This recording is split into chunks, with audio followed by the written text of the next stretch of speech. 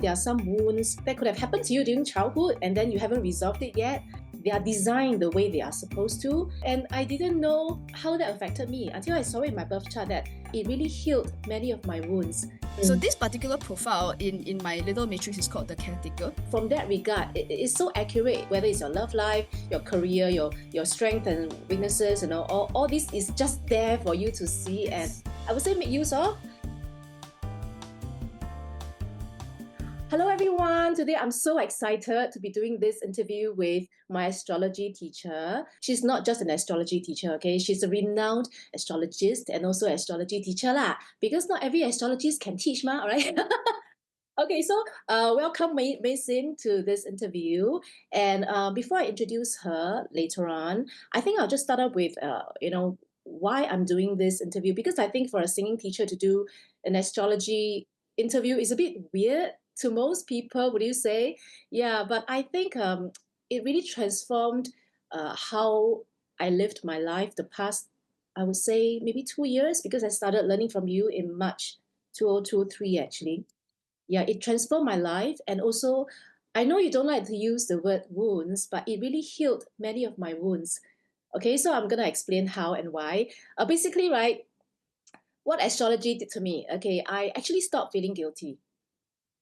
Because, like every one of us has a unique birth chart, right? And, like I went to university to study psychology. It was a choice of my own, nobody forced me. I will happily study it. And yeah, at the same time, right, I got to a stage in my life when I felt like, oh my God, is this going to be the rest of my life? Like, because I was trying to do music, I was like writing songs and then learning songs, singing songs, thinking about music all the time. And then I fell into a mild depression, thinking like, oh my God, is this what I'm going to do for the rest of my life?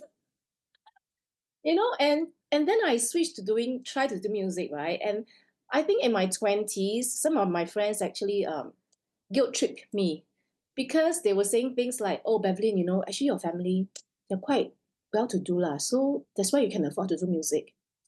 So at that time, I didn't know they were like struggling, to put themselves through university and had to do part-time jobs, but I didn't have to. And so for a while, I felt very guilty, I was like, oh my God, like, yeah, I can do music. I felt shame, and I felt guilt. It's so weird. Yeah. So when I study astrology, I realized that, this is what I'm meant to do in this lifetime. And, because my essential planets are in the recreational house.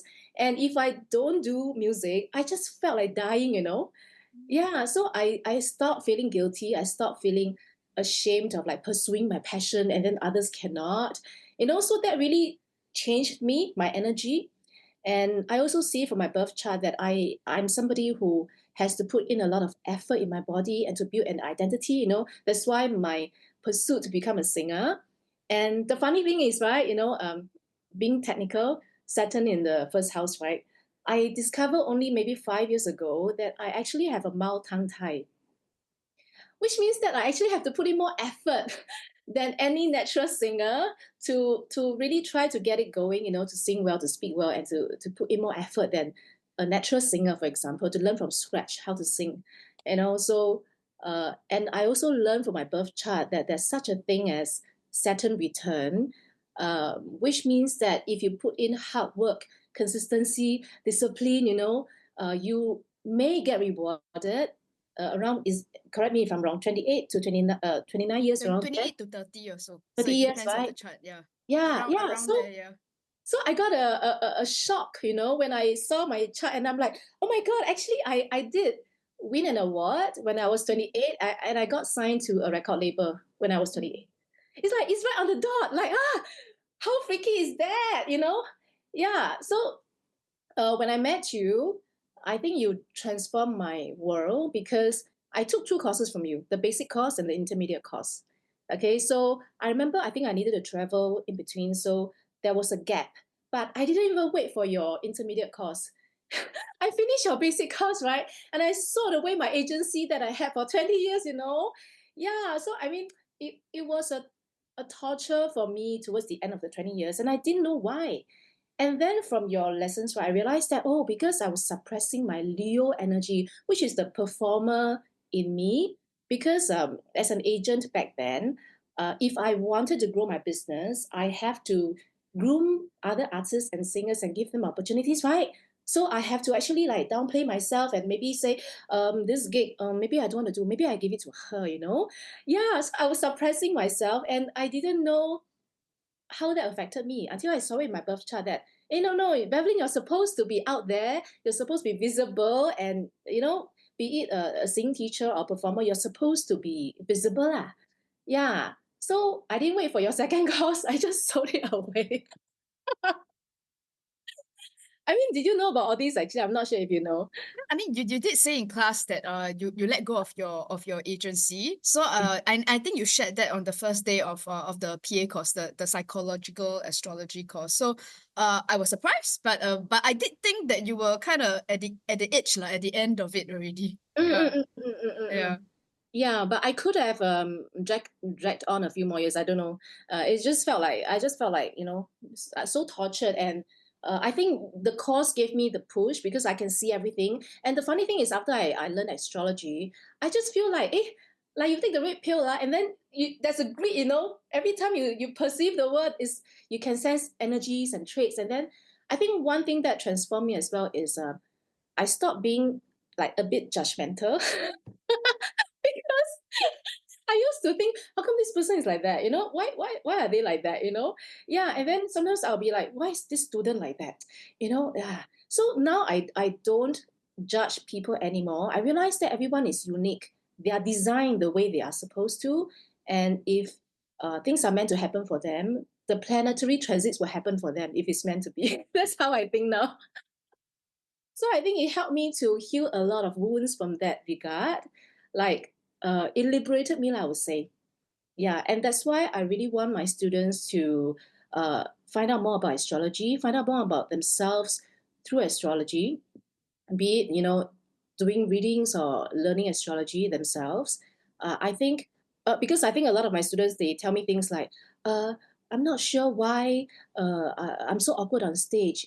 Of course there's a time that you need to learn to expand into being comfortable on stage, but at the same time there are some wounds that you could have that could have happened to you during childhood and then you haven't resolved it yet.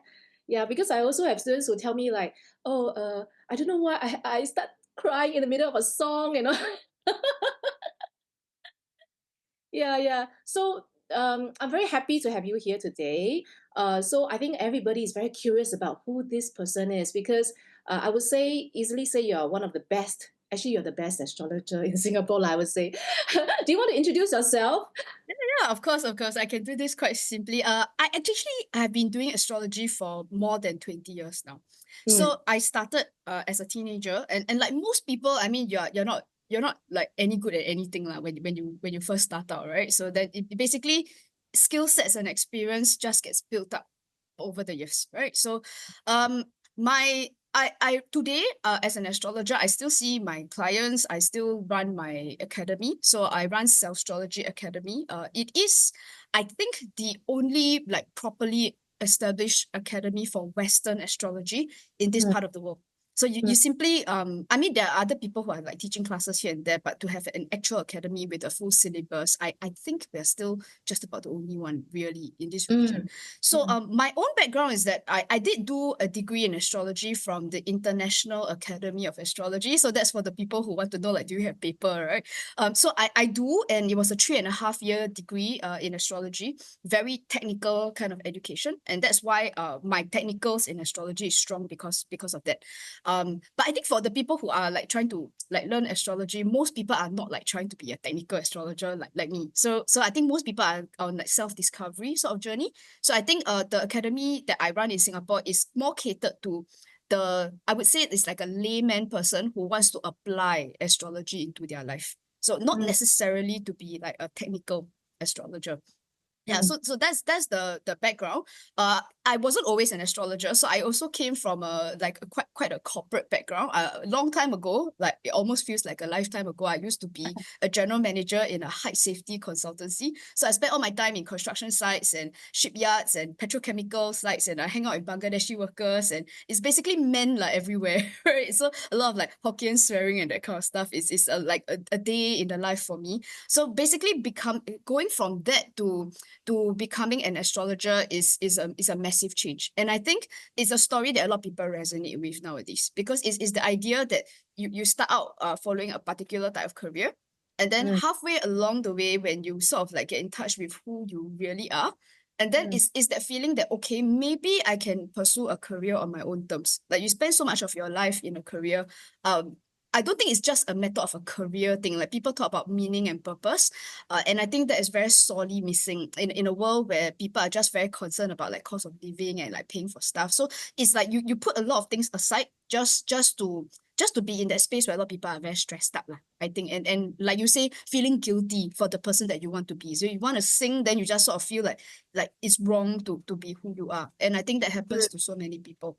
And mm, I thought you might be interested to know. I think I mentioned it here and there, but it's very interesting that Bevlyn says that she comes from like a singing background, and then in the last few years you got in touch with astrology.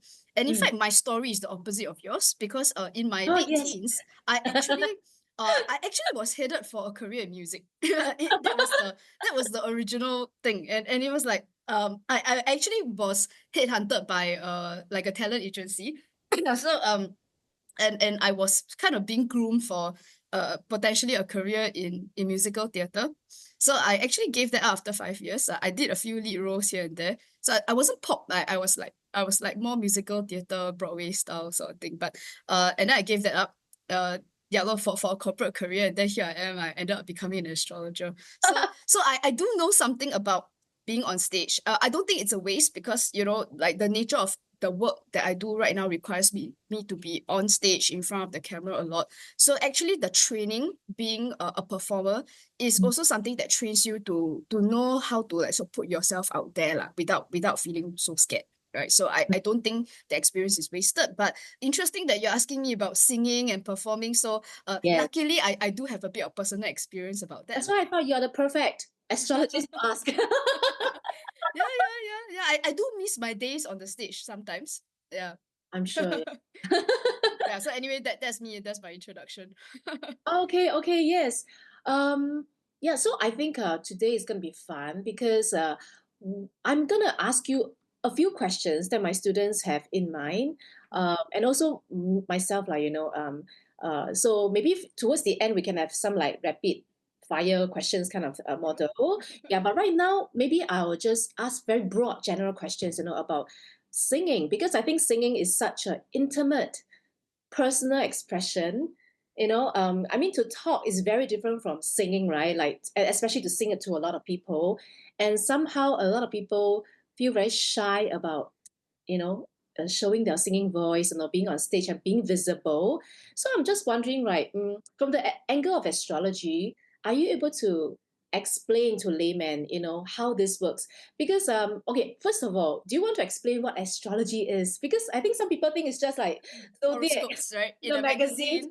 magazine. Yeah. So okay, so I just want to start off first that if for the people who are listening and watching this, if you think astrology is like, you every year you sort of go and check out like what's in store for Gemini or Scorpio, Yeah, that stuff doesn't work, okay? Because there's like 8 billion people in the world population, right? So if you divide that by 12 signs, on average, every sign got like a few 100 million people. It cannot be that every single person will meet boyfriend that particular one, right? So it doesn't make any sense, okay? So which is why if there are intelligent people out there saying that astrology is like hogwash, right? I can see why people come to that conclusion, because then a lot of people think it's just, like horoscopes, right? So that stuff doesn't work, okay? So but what Bevlyn is talking about when she says the word astrology is actually based on this thing that we call a natal chart. That's how it is for most people, right? So you start off with a birth date, a birth time, and a birth city. So 3 pieces of information that we need to cast a chart. So that mm, particular chart is unique to you. So essentially, no person on earth has the same chart as you. So the nature of that chart, some of you have seen it before. It looks like a circle thing with a lot of like symbols all over it. So if you can't read it, of course, it looks like, hieroglyphics, right? But if you do, then basically you can see things like, for example, where people have different emphasis in certain parts of their life. That's the reason why some people are great researchers. So they go to universities and they do really well there. And then there are people who cannot even do their homework without their like mind sort of like going somewhere else, right? And then there are people who are very comfortably go into like dating situations, and there are people who are terrified. So basically the chart gives me a very clear idea of your view of the world. This includes everything from your personal life to your attitude towards money to relationships to career, everything lah, basically. So nowadays we take a very psychological view on profiling. So that makes it a little bit different from very traditional astrology where it's all about fortune telling. That people want to know like when things are going to happen to them. And yes, astrology does have that history, but I think it has updated itself in more recent years, where I think your average person who is like, below the age of 60, I think it's you're starting to get the sense that people want to know, who am I, why am I here, and Mm, how can I best contribute myself and my talents and my skills. I think so. I think astrology answers that question for a lot of people, which mm. I'm not really sure if there's any other course or consultation that you can go to that helps you to uncover that information. Yeah, And I that is think so it's even more succinct. Yeah. accurate than like, Yes. the Yes. Myers-Briggs type indicators Yes. where Very. it just put you into a box, but it doesn't tell you anything about the kind of man you're attracted to, for Yes, yes. example. And I think one other big thing, especially for the people who are familiar with profiling tools, right, is that, Yeah. when you do an MBTI, there's nothing wrong with MBTI per se, but it's like, say, for example, you're an ENTJ or whichever, like it assumes that you're ENTJ in everything in life. But I'm Mm, sure you've noticed that some people are alphas in the workplace, but mm, then at home, they get pushed around by their family members. Right, right. Or they're very eloquent on stage, but then when they go on a date, then they don't know what to say. You know what I mean? So basically, astrology acknowledges that we actually have different approaches to different things. Right. mm, So it's like you can be very disciplined about your own money, but then it's like it comes to like somebody with a sad story, then you just give them thousands of dollars of your money. So mm, why then your discipline disappears when it's about giving money to other people? So this is where I think astrology is very specific and is accurate because it tells you where the differences are. Yeah. mm. And I think for the layman who really doesn't know anything about the birth chart, right, I think it's so accurate because there are like 12 sectors in the birth chart, and like every pie represents some aspects of your life. So and then there's planets all over, and depending on what planet, what energies, that's how you get more motivated, right? That's how I explain it. Yeah, and I feel that from that regard, it's so accurate, whether it's your love life, your career, your strength and weaknesses, all this is just there for you to see, and Yes. I would say make use of.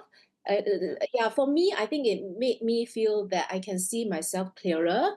Yeah, because if not, I may feel ashamed or guilty, or I just don't see that I need to work on some things. Yeah. Yeah. And Um, Bevlyn, because we are both teachers, right? And so basically the concept of education in general is that there's a one size fit all. So it's almost like there's this formula that if you follow like from 1 to 10, that student will learn it in that way. But I think what's very clear about astrology is like, even if you talk about things that are outside of astrology and singing, if you talk about traditional education, there's mm, always that sense that, or if it's either you fit into that mold or else you are lousy or you are bad mm, or you mm, are mm, stupid and you cannot learn something, which mm, is absolutely not true because there are a million and one ways to teach something. And mm, so what this means is that and if you extrapolate that same idea into like corporate, and there's always this formula that you just have to squeeze a square peg into a round hole, which if you think about it, once we start to understand that each person is an individual, mm, then it explains why so many people feel like misfits, like they just don't fit into that system. And I think people find acceptance in astrology, if that helps really. mm. Mm. Okay. Yeah. Yeah. So I think let's talk about expressiveness in singing, because I think that's a lot of things that really bother my students, and I'm sure a lot of my singing students, like okay, I think the first question is, why is it that some people can sing so naturally well and they don't have to take singing lessons, you know? Why is life so unfair? Mm. From the astrology point of view, how would you explain that to somebody? Okay, if you're talking about natural talent, then this is not really something that I would personally use astrology for, because you see, once we start talking about something that is a natural talent, you Mm, know how some people just look like Miss Universe and some people don't, right? And some people just have the bodies of Usain Bolt, which means that if he trains, he can simply run faster than you or me, for example, right? yes. Because he's just a certain height and he has a certain kind of muscle makeup that makes his likelihood of being an Olympic champion a lot higher than, say, if Bevlyn were to do it. You know what I mean? So it's just like, if we want to talk about something that is natural, then Mm, the word natural already tells you that then I would say psychologically sometimes it's a bit damaging to go into an astrology chart to say whether or not this person is like natural, for the purpose of feeling like sorry for ourselves that you are not naturally blessed by something. You know what I'm saying? mm, So mm, mm, I think on that note, it's more like will it show that some people are more naturally have beautiful voices, for example? Yes, just as the chart can suggest that some people look like Cleopatra and then some people are just ordinary looking. mm, Um yeah, so that would be the case. So it's just a matter of but my belief after doing so many years of charts is that there's always something. You know, in Chinese they say 行行出状元, right? So there's always something that a person is really good at. So mm, yeah, lor, to answer your question on the basic level, is can the chart show the probability that somebody is very talented in music? Yes. mm, Yes, so there are some signs, there are some placements. You mentioned just now that there is a segment in the chart, a house in the chart that talks mm. about things like recreation and presentation. So are there people who are more inclined in the area? Absolutely. And some people just don't really have a lot of resources in the area, which is why they might never ever go anywhere near presentation or performance. Yeah. So Ah, that actually is in the chart. Yes. yeah, but what I like about studying astrology, because not that I want to compare, Mm, but I think a lot of people will say, so how is it different from 八字, for example? Yeah. But I think personally, okay, I know nothing about 八字, but I had my fair share of 八字 readings before. okay. Okay. But I can tell you, 八字 feels a bit more fatalistic to me. It's like, Mm, okay, you just do this, don't do mm, that, because you will feel so effortful doing this. Just do this. And but I think astrology gives me the or at least based on what I know, based on my life, I feel like, oh, hey, actually, I'm not. Mm, I have a lot of passion for singing, but actually, I wasn't a natural singer. I mm, had to put in so much effort over so many years to make things happen. But it doesn't mean that I cannot do it. mm. So I think this is where the potential of growth and transformation can happen, when we talk about birth charts. Actually, what I can share though is that Yeah. so for example, your chart and mine, Mm, we have quite a few indicators that link to the fifth house. So the fifth is where performance or expression is. mm, So it doesn't specifically say singing per se, but we mm, would be interested in different forms of performance, right? So in your case, it's quite a specific thing on singing. But like I said, because I have a history of performing on stage, it wasn't mm, just singing. I had to dance too. I had to act as well. Yeah, and mm, I've emceed like a bunch of events and things like that. So it's like there are people like you and me who would take an interest in it. So whether or not we eventually make a career out of it is a personal choice, right? Whether you want to make a career out of it. But for example, my brother, for example, has got nothing in that house and he's mm, got barely any connection in his chart whatsoever to that particular house. So my brother has shown zero interest in being on stage. Yeah, on the rare occasions where somebody pass him a microphone and ask him to speak publicly, he garang gabut, right? Because he's just not comfortable with performance and mm, frankly has no interest in it. Yeah, so in a sense, both me and him were brought up in the same household, but mm, our charts also show us how we take our opportunities. Because Bevlyn, my parents are really into music. So when I was mm. growing up, we would be playing music all the time at home. But because I enjoyed myself so much, I would just sing songs around the house and annoy like everybody at home, right? So I had a lot of practice singing when I was younger. But if you think about it, my brother had the exact same upbringing, but he did not end up being a performer.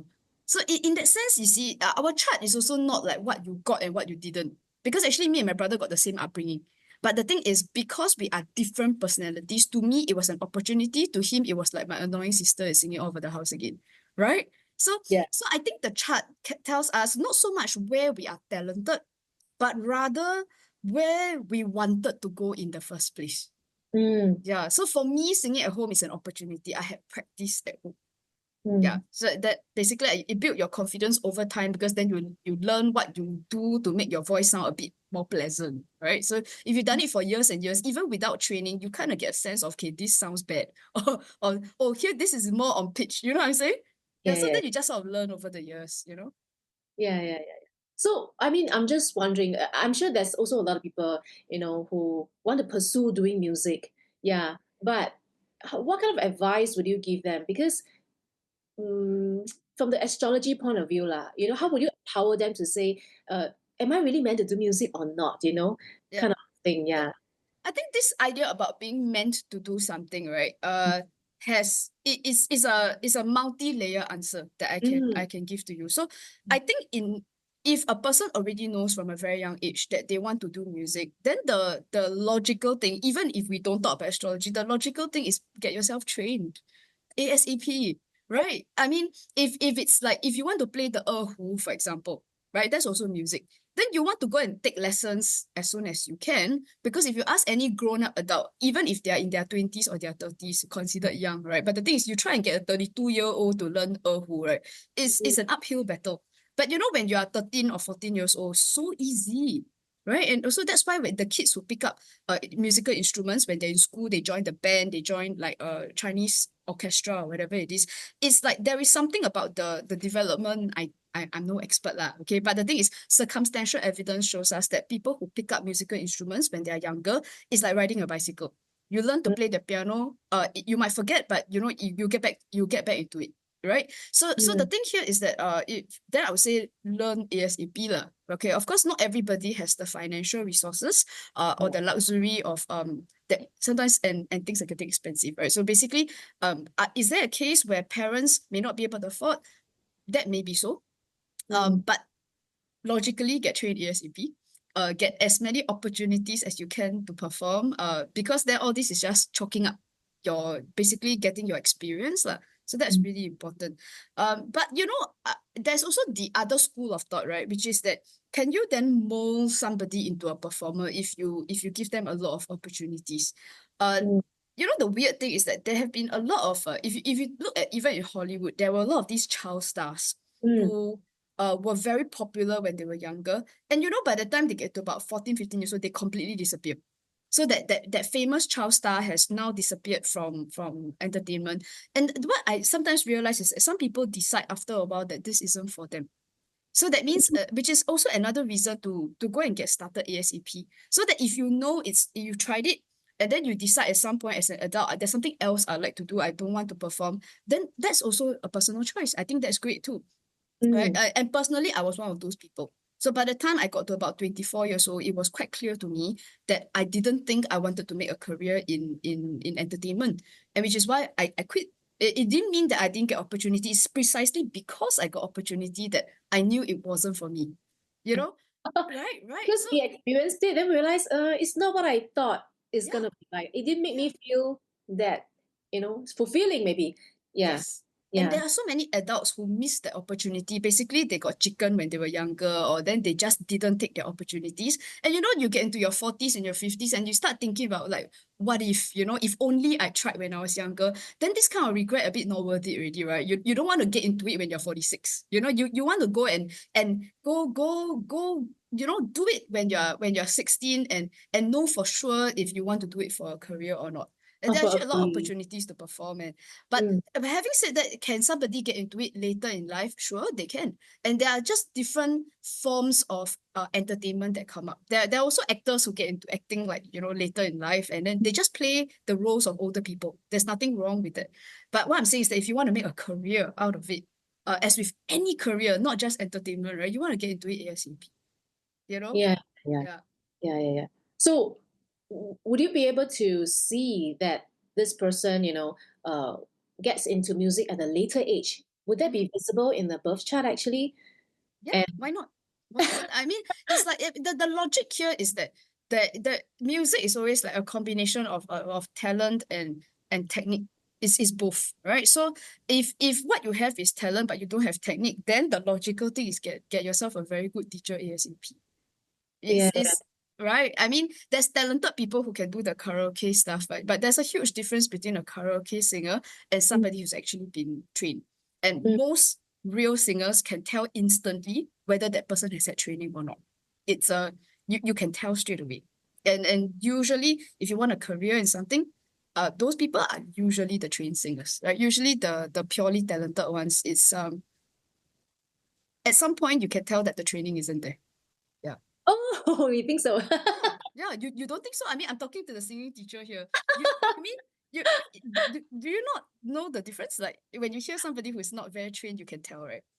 I know, and I always tell people that, you know, let's say out of 100 people, the person, right, who doesn't need vocal lessons, like naturally can sing so well, you know, those American shows, whatever show, at age 9, 10, 11, 12, like, you know, sing so well, naturally better than the average person.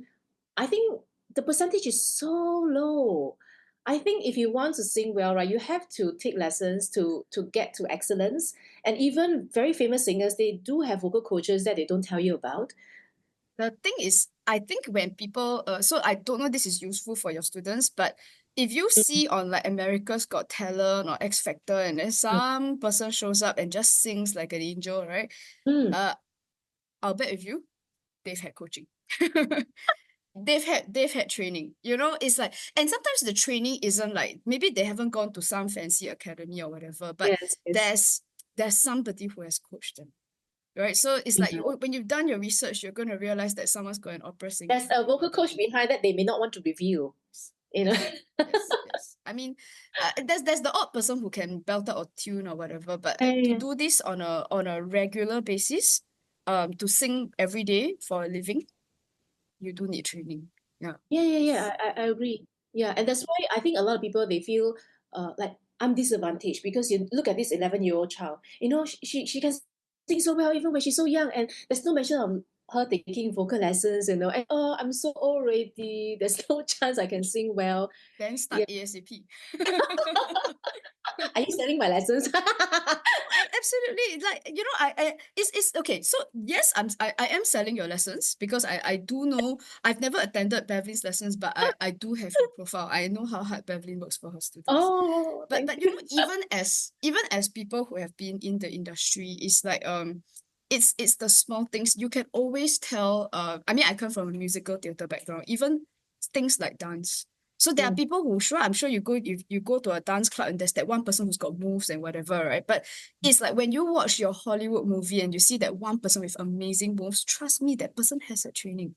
That person has mm, gone to classes, mm, right? mm, So don't imagine that somebody is just this idea of that natural talent isn't it isn't quite it, right? And even if they haven't had like classes in the sense that they didn't go to a fancy college, but having to perform often.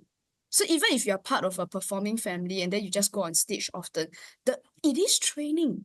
It mm, is mm, mm, training because then you get told by people that, okay, don't pronounce the words like this, or you mm, might want to drag out a vowel at the end because it just sounds nicer, mm, mm, right? Or mm. when you modulate your key, you might want to do it like just a bit earlier because that it sounds nicer. So it's like, and then you practice it like 1,000 times, right? And that is training. But Yes. most people are, their idea of, oh, I feel so sad is just feeling sad for themselves, but not actively training. You know what I'm That is saying? such So, a good point. right, Because it's it is easy to be training. a victim and then Yes. don't do anything about it. Then it guarantees that you're a victim. It Yes. guarantees that you're not getting practice. But practice means you get on stage and then you know very quickly, especially if you record yourself and you listen to it over and over again, you know that, oh, that particular note is always off key. So that there's something that you can do to fix it. But then if you don't sing and you don't record yourself and you never perform, you will never know that that particular note is always off key. Mm, mm, Right? mm, mm. Yes. Yeah. I mean, since we're on the topic of training, right? Yes. I mean, as a singing teacher, I know that if you want to sing well, to have consistency on stage, you know, Yep. people don't see the amount of time. I think to me is years of training and Yes. yeah, really just day in, day out, weekly, yearly, whatever you want to say. It's just long duration of consistent training. Yes. Um, but at the same time, from astrology, I learned that there are three broad categories of people. Yeah. I mean, what we call the fixed sign, the cardinal sign, and the mutable signs. Yes. So, do you want to explain a bit? Because I feel that once I learned astrology, right, I start to realize some of my students they are more cardinal, and Mm, some are more like fixed, and the differences show. mm. So I'm just thinking how maybe you can explain to people, what these mean, and the learning styles, and how I should approach these students as a singing teacher. Mm, Yeah. mm. Well, I mean, you actually mentioned a couple of things there. So I thought I just sort of jump in here, right? You mentioned about how the amount of work Mm, that is being taken, that goes into things. It's like, if you think about it, that applies to everything. It's like you want to be a scientist, you want to be an engineer. You know that when an engineer goes out there and explains something in very plain, simple terms, just so you know that person's had like 10 plus 20 years of experience in engineering.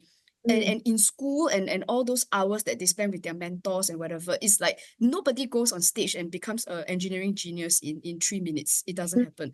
And with mm, every singer who goes out there and belts out a 3 minute song, that's 10 years of work, right? So mm, it's like and there is a proverb in Mandarin that goes like this. So it's 台上3分钟, mm, 台下10年功, which means 3 minutes on stage comes about with 10 years of hard work. mm, So mm, that applies to singing, it applies to astrology. People want to see, like, it's almost like magic. Someone reads your chart and it's accurate, just so it's 20 years. Like, it took me 20 years to get there, right? So it's like, and I think it's a very dangerous thing also, because now we have this is a world of instant. You go on yeah, ChatGPT, you type yeah. something, press enter, you get your answer, right? So And it's young people these days, if mm, they think I mean, if they have healthy self-esteem, they just put their stuff online and they think they are very good. And I keep yes. thinking, oh, they're missing out on so many things that they don't Yeah. know about. Yes, yes. Yeah. It's like, and I think it's about the expectation of when you're going to get a reward.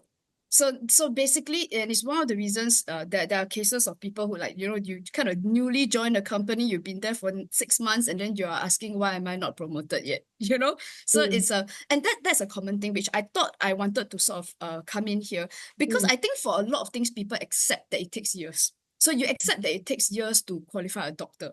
You accept that it mm, takes years to qualify a lawyer, but mm. there's something about certain professions, like singing, for example, performing, I like know. like astrology, for example, that people expect to be a professional. Like they come Yeah, for two yeah, lessons and they're like, why am I not, like, not singing like a pro? Why am I not golfing like Tiger Woods, right? So, yeah. and I think it's important that the teachers need to set, especially in a conversation like what we're having here, the teachers need to set a realistic expectation of where people can get.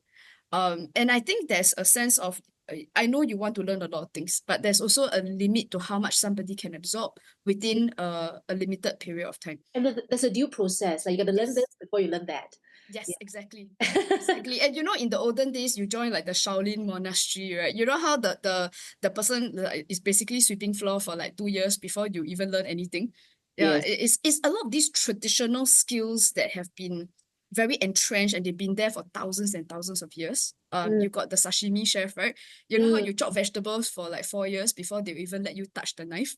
Yeah. But there is a reason why that skill is still around after thousands of years. Yeah. And then there are, like, TikTokers who come and go, right? You're hot today and you're gone tomorrow, right? Mm. One day you're in and next day you're out, right? To quote Heidi Klum. So the thing is, like, I mean, if you want that longevity, the foundation is so important. I just wanted to say that because something you said there, like, the I trigger know. is there for every teacher who has put in the 10, 20 years into their craft. Yeah. And Yeah. interestingly, there was one day I was so bored, So because there's a saying, right? If you want to master a skill, it takes 10,000 hours. Then I went Yes. to calculate. Yes, I was exactly how calculating, long okay, 10,000 so hours if is, I right? practice singing 3 hours a day, Mm, so 10,000 hours divided by three, how many days? It came up mm. to, I think, roughly about 13 years. And I was shocked. I was like, like, I, Yeah. to say this to anyone, it feels very demoralizing, because it's like, do I want to spend 13 years on this? And do I get any guarantee that I'm going to make it? Yeah, Because 30 yeah. years is such a huge cost, isn't It's it? like my youth, like the Yeah. amount of money, the amount of time, the effort. Will I But if get you turn it around, if you don't spend that 13 years, you're guaranteed to not make it. That's true. Yeah, yeah. And I think this is a base point that we have to put in place, because I suspect that your questions will go deeper and deeper into like the meaning and purpose thing, right? Mm, Which comes right back to this thing about the very high cost that somebody pays to be a master mm, in the thing that they want to do. And that's why meaning and purpose, which I suspect you will get there later lah. But mm, I think when it comes down to the 13 years, right? mm, It's like I think at the beginning it feels like a very long process. mm, But it really does take the 13 years. And I get astrology students who ask me, May, how long do I have to practice astrology to know that I'm good? Because mm, you are my student too, and you studied this for about a couple of years, right? And you know how even after 2 years, it's like when mm. you get faced with a new chart, you're still like, okay, wait, I need to know what is the keyword for Gemini, Yeah, I need to check right? your book. I need to make Yeah, sure. you still need the book, and it's like, okay, wait, No, 12th but house, I'm what's not the too 12th house sure. Like I keyword, better right? make sure kind of feeling. Yeah. Yes. Yes. So you know what I'm talking about, right? So there's still that moment of, okay, wait, I need to break this down like step by step, right? Yeah, yeah, But yeah. but what my students want to know is, at what point do I get to the level, right? When I look at the chart, it's like, whoa, I can tell you story instantly, right? And my answer to them is, when you get to your 500th chart, you might get a chance of being there.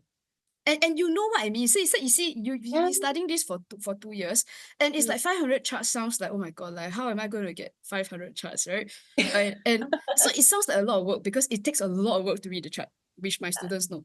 But the Yeah. thing is, but it makes sense to Bevlyn that when you do 500 charts now, that's when you read automatically, because Mm, you know why, you've referred to that book so many thousand times until yeah. it's ingrained in your mind.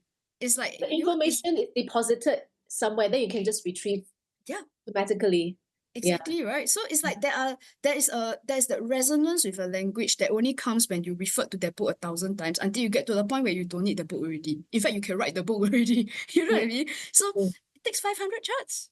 And it probably takes like singing 500 songs to get anywhere near. Yes, yes. Right. This is something you agree with. Like, you don't sing 500 times. How are Mhm. you going to get anywhere that resonance with your voice?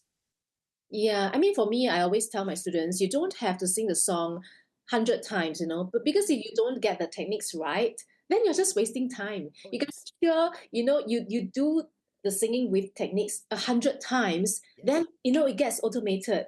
Then, you can transfer that to other songs or whatever, right? It's the same techniques over and over again. Yeah. Mm, But you mentioned about the cardinal fixed mutable thing, right? yes, yes. And yeah, I thought maybe I can just add something on to that. So for the people who are not familiar, so astrology has 12 signs. So Mm, everything from Aries to Pisces, right? So you're probably familiar with the 12 signs, but they're actually divided into three categories. So some of the signs are what we call cardinal. So those are the Aries, Cancer, Capricorn, Libra, and then there's the fixed. There's another four signs that belong in the fixed category, and another four signs that belong in the mutable category. So mm, depending on what is the balance, so basically every single person is a mix of like a bunch of signs, lah, right? So you have not just, so if you're Aries, for example, you're not just Aries, just so you know, you have a lot of like other signs in your chart. But mm, what I teach my students is to figure out what is the balance. So some people are like very, very cardinal, and then they are very, very immutable. And some people are quite like evenly balanced among the three. So once you've had an astrologer go through your chart, they will tell you if you are like a fixed dominant, which means you have more fixed than other types. So what Beverly is referring to is that when if you want to assess a singing student, for example, and if you have their chart, a teacher would be able to tell if somebody is a cardinal personality or otherwise. mm, Yeah. So is there a difference in the approach and how they do things? Well, definitely yes. But I think it's maybe potentially it is not so much in the actual singing skill itself, but I think rather in, say, in the context of pursuing singing as a career or even as a side hustle. I think those what we call the modes, the three modes, tend to play out more in terms of how they go about doing it. So for example, cardinal people are more go-getters. So these are mm, the people who are more likely to create their own opportunities. So mm, basically, they don't wait for somebody to headhunt them.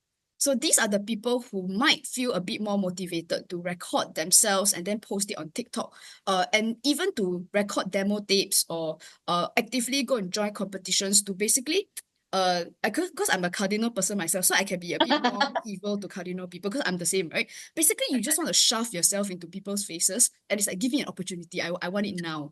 So there's something very like a bit more aggressive lah, generally speaking, Yeah, because yeah, yeah. they A want, go-getter kind of energy, yeah, right? go getter, go Yeah. getter. Like I make them sound like terrible people, but actually, to a large extent, that is there an advantage? Yes, of course, because then you don't sit around waiting for people to call you or WhatsApp you, right? So then Mm, you are basically emailing all these recording studios, emailing like people like what Bevlyn used to be when she had her agency, right? Basically to say, can I sing for you? Can I audition? I'd like a chance, yeah, please.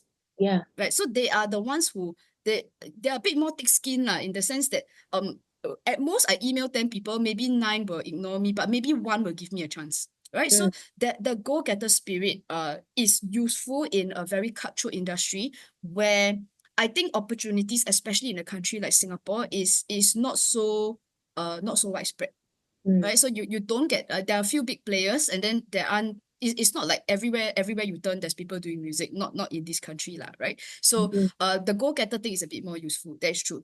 mm. Is there a downside? Of course lah. So then these people tend to be a bit they tend to jump the gun.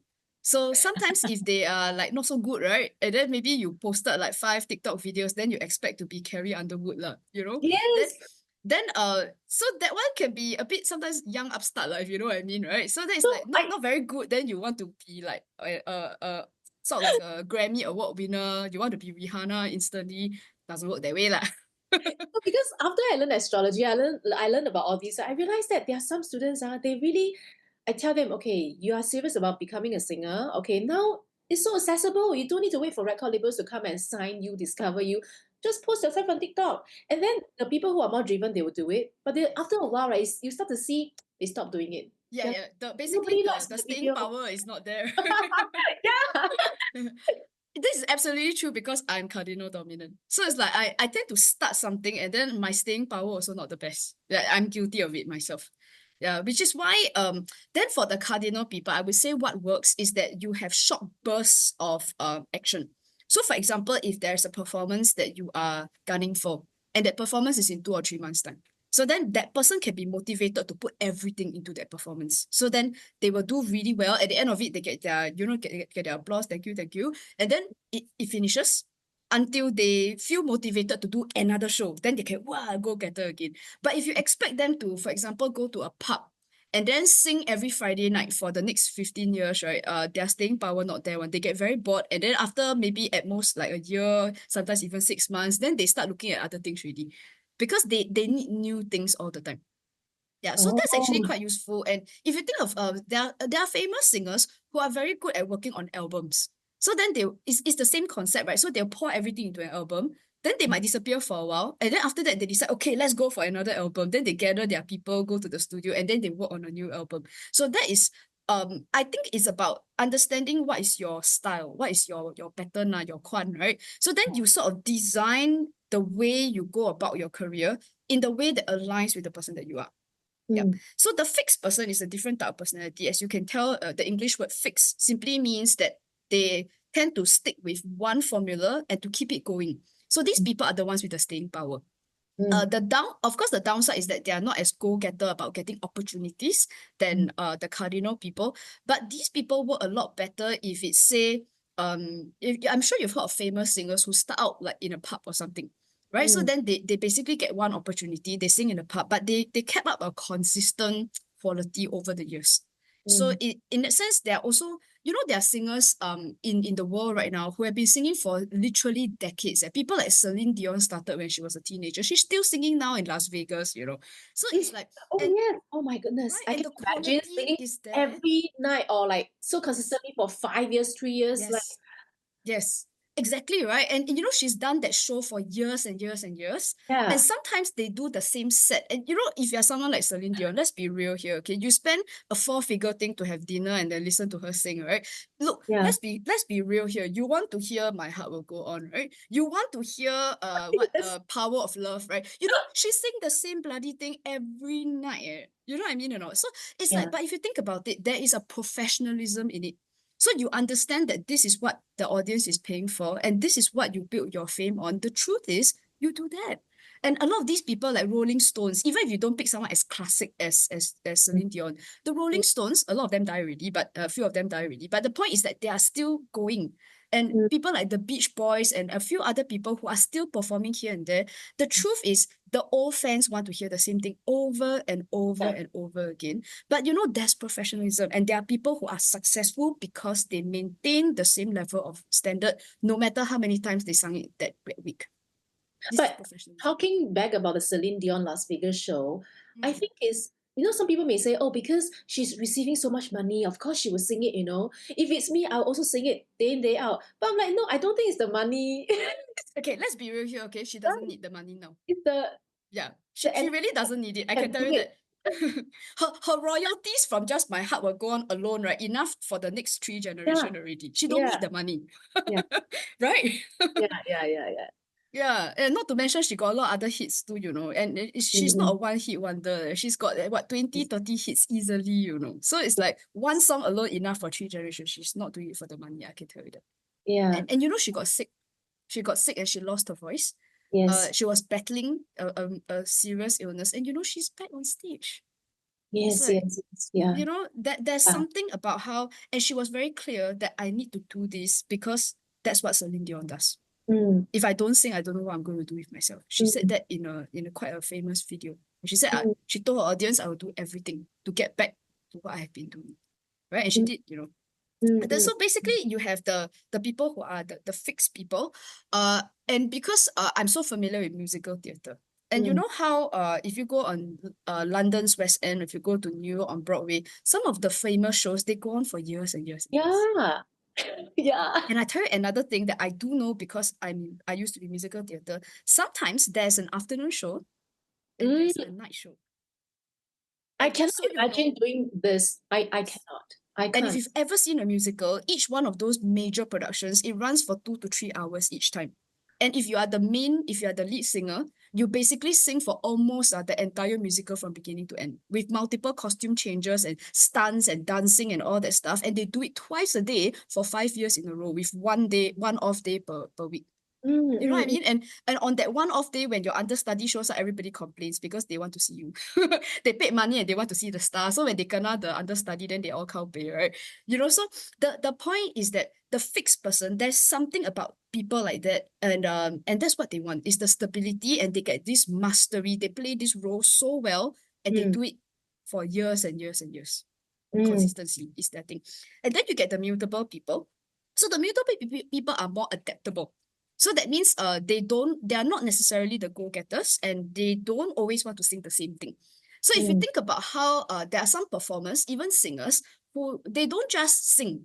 So basically they sometimes drift a bit into acting, and some of them are mm. dancers too. And some singers make their mark doing covers, for example. So that means and they do things like they go on movies, for example, and then they play characters who sing songs, and sometimes they end up singing things like Mamma Mia, or they end up doing various types of like song and dance sort of thing. If you're in very entertainment shows like like in the style of the Saturday Night Live sort of thing, where you might sing different things. Some people do parodies and that kind of stuff. So there's a adaptability. So they don't want to be Celine Dion because to them that's very boring. Like keep singing the same 20 songs for like 35 years, right? So Yeah. Yeah. they don't want to do that. So in fact, what they want is a variety. So they Mm. don't mind doing traveling shows. And then when they're sick of that, then they will just change and do a TV show.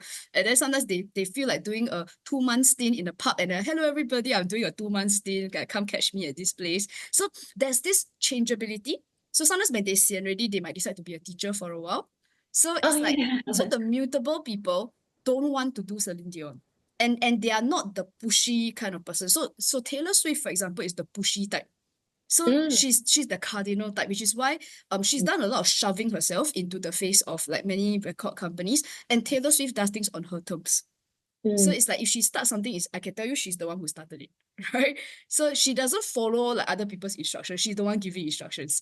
So it's like which is why I think so. To sum up, I don't think that the cardinal fixed mutable thing tells you about the style of singing, but it's a mm. style of going about building a career in music. And I think that's important because I think some people may feel like, oh, I'm not go-getter enough, and but then there's other things for you to do that you can really thrive and feel happy about. And I think it also affects the learning style. I feel that my fixed, or I mean, of course, I don't read their birth charts, but what I mean is I can feel the energies because if I know for a fact that the people who really practice and they're very consistent, I see them 1 week apart. I can hear the difference, because I know they practiced. So the very consistent, fixed sign, they will actually really go and practice.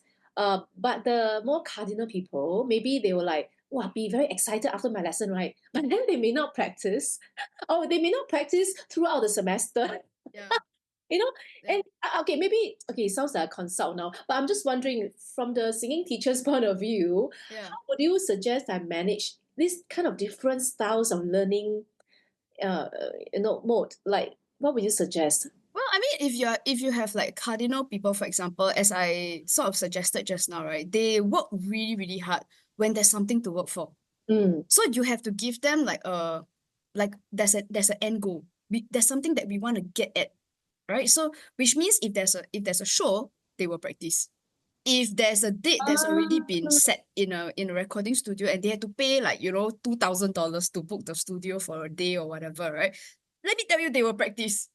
Right, because then they don't want to go into the recording studio and then produce some garbly stuff, right? So the thing is, yeah, you want to sound good on that recording. I think you should work hard, and trust me, they will, right? So that's so true. Because I think when I have my students reciter, suddenly a lot of people will show up. They'll sign up yes, for and lessons they and will then they will practice. just practice consistently. Yes, Okay, so yep. these So are the the cardinal cardinal. people, they need a war to win, basically, Mm, right? So that's how you motivate them. Now the fixed people are the ones who are happy to maintain like yeah. a mastery. Right. So then for those people, depending on, of course, I'm not in the industry anymore, but I suppose at some point a person might be good enough to potentially try to get themselves a gig of some sort. So Mm. in Singapore, the easiest way probably is that there are some music venues where they do need singers on a like fairly regular Regular basis. basis, yeah. Yeah, and I suppose if you sing at night, it's even technically possible for someone to have a full-time job and still sing at Mm, pubs. mm, mm, Right. mm, So when I used to be active in musical theatre, I did know some of the practitioners who actually had full-time jobs. But mm, then because they perform on weekends and evenings, it's technically possible to do both. Right. mm, So you don't have to quit your job to do it.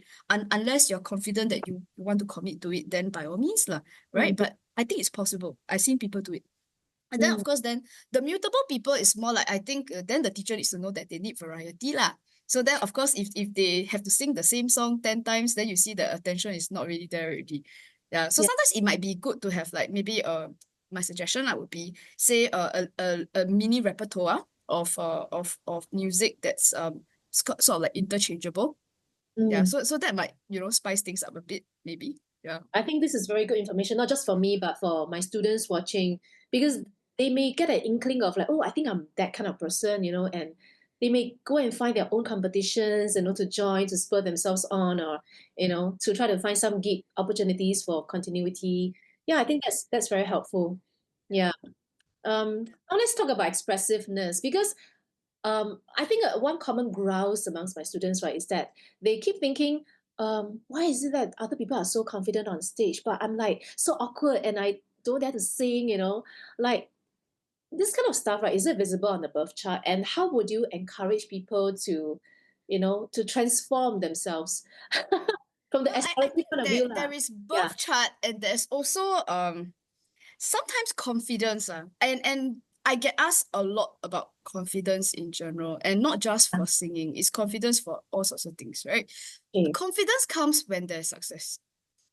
Mm, mm, If you mm. think about how nobody ever asks am I confident enough to brush teeth on my own? You know, you would never ask anything like that because you successfully brush your teeth every day. But you know, anybody who's ever had a toddler, and I know Bevlyn has, it's Yeah. like there is a point in your life where the toddler is not entirely sure that if mommy is not around, I can brush my teeth on my own. You know why? Because your kid has never successfully brushed his teeth on his own before. But once Mm. they've done it like 10 times, they're actually kind of annoyed that you're there. Like, mommy, Yeah. I mean, leave the go away. bathroom. Like, Go I can do away. this, like, go away. Yeah. Right. Yeah. Right. So basically, the simple answer to confidence, which is nothing to do with astrology, is that Yeah. you are confident of doing things that you have done successfully before. You've done Mm, it 10 times successfully yourself before. You kind of you're annoyed that somebody's trying to help you, right? mm, So mm. it's like, and it applies to everything. So for example, I don't cook, right? And on the very, very rare, like once a century occasion where May decides to cook something, I can tell you I'm scared, like from top to bottom. I'm so convinced I'm going to mess it up. But then there are people among your students and your listeners who cook every day. And then they will look at me and go like, this silly girl, you know, it's like, how difficult can it be? But I'm freaked out, you know, I'm sure I'm going to burn the house down, you know? So basically, you see, confidence usually comes from success. Mm, Which means if you never try, you will never be confident. So basically, if you think that if you sit around facing your four walls, that one day you're going to get confident, mm, or that mm. some magic transit or some magic people who like astrology, or they ask me, oh, is that, can you see from my chart, like when will I be confident? The answer is never if you never try. Right? You try and you're successful 10 times, you will be confident. Right? So Right, it's like, right. so if I look confident in front of the camera, it's because I'm in front of the freaking camera every day. Mm, Every day I'm in front of the camera. So it's like, of course I'm comfortable, right? So yeah. and that's I think people just need to put themselves out there. Okay. And I think I get what you're trying to say because it's easy to be fatalistic to look at the birth chart and say, well, because your son is in the eighth house, so I think it's quite hard for you to make it, that kind of stuff, right? yeah, But that's not what you want to tell people. You want to say, actually, if you find it difficult, yes, we all have innate, like weaknesses, but actually, you just have to put in more effort to expose yes. yourself to it, and Yes. that's But what you want to I say. also want to be fair. I also want to be fair in the sense that the chart does suggest that there are people who are more comfortable with being on camera and on stage and in a recording studio. And a lot of it has to do with with a particular thing in the chart known as the sun. Okay, Mm, so the sun, some of the key themes associated with it is expression.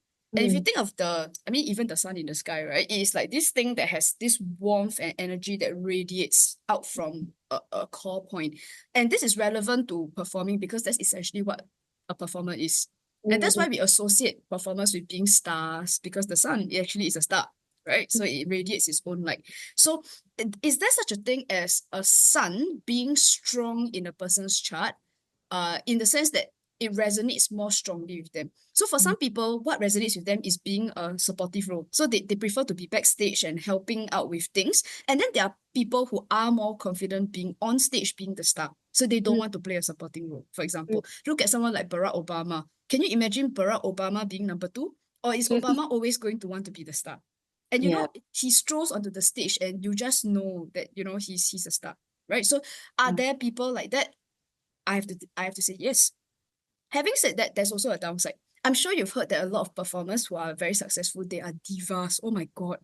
They are absolute ego bastards, right? You know what I mean? So they'll I know. ask for things in their dressing room. Then it's like, why is it this color I don't Always like? can't wait, the kind of Yes. attitude. But you know, everybody will wait for them.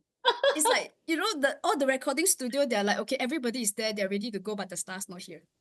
Then it's Yeah. like wait for her to like do her makeup or whatever, right? She'll take her own sweet time, go eat pizza or something. But my point here is that, so basically for everything in the chart, there's always an upside and a downside.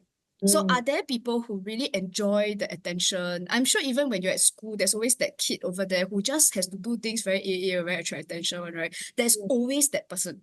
And is that person more comfortable in front of the camera? They think they're awesome. And it's like, you know, you should all look at my face. It's like there's always that person. Okay, yes. so so do those people, is it true that for them the barrier to facing an audience is lower? Yes, it is. And then of course, then there are the people who are more comfortable backstage. You know, they are more comfortable plugging in things and making sure we're on the correct page and that kind of stuff. That Mm, for those people, is the barrier higher? yes, it is higher. Mm, So they are going to have a bit of a tougher time. So astrology can show who might be more comfortable. mm, But having said that, it still stands, isn't it, that confidence in general just comes with practice. It just mm, comes with having you done this thing many times in a row. And if you ask me, sometimes it's very silly things like taking the train in Singapore. There are mm, people who are so scared of taking the train because they've never done it. Right. So, mm, Bevlyn, you have a son, right? So at some point he was very scared. If you ask him to go and take MRT by himself without mommy, at some mm, point he does freak out. He'll pretend to be like courageous, lah, but he's actually really scared and mommy knows, right? But mm, the thing is, he's done it a few times. And it's like, can you honestly say that we can look into the astrology chart and see who are the type of people who are very confident taking MRT, you know? But the thing is, there's no such thing, what, right? But at some point, somebody's going to have to learn. And it's the same thing with just about everything. So mm, some people are just more ballsy than others, it's true. mm, But I don't think it's an insurmountable barrier. mm. Yeah. Yeah. What about, I mean, that the what we just discussed is like being comfortable in the limelight. But what Mm. about expressiveness? Because I think the other main thing that my students complain about themselves is that they sound unemotional, they sound Mm. robotic, or they are just so worried of like singing and then they start crying because they are so expressive. They've never been in touch with that part of their, emotions before, and it's a bit overwhelming. They can't. I mean, how do you encourage these people, or how, I mean, can you see that in birth chart, like?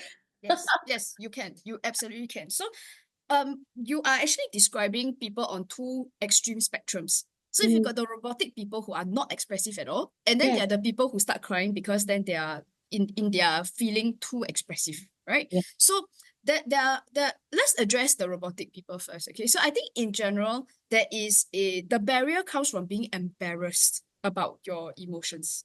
So Mm, basically, it's like, when people are singing with full expression, there are mm, facial expressions on your face. yeah. So if it's an angry song, for example, then you find that, you've seen opera singers do it. They're like this, their face is Yeah, yeah, very expressive. And then there yeah. are people who are in love and then they're very expressive in this particular way.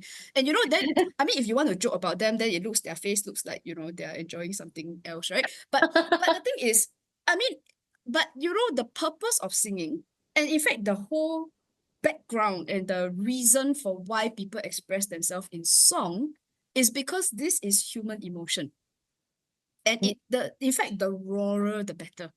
Because mm, then it's most songs are about things like love and disappointment and hope and faith and all that stuff, right? So basically that this is a natural human emotion. But I think if somebody ends up being very robotic, sometimes it's because you're embarrassed about about showing an expression on your face that I should allow other people to see something that is so raw and so personal.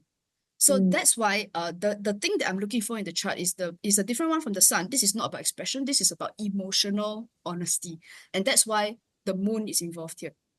So there mm, are certain profiles. So when I talk about profiles, I'm talking about psychological astrology. There are actually mm. 25 profiles, and an average Can I person will. stop you here first? Ah, Because I yes. think I want to acknowledge your genius. Uh-huh.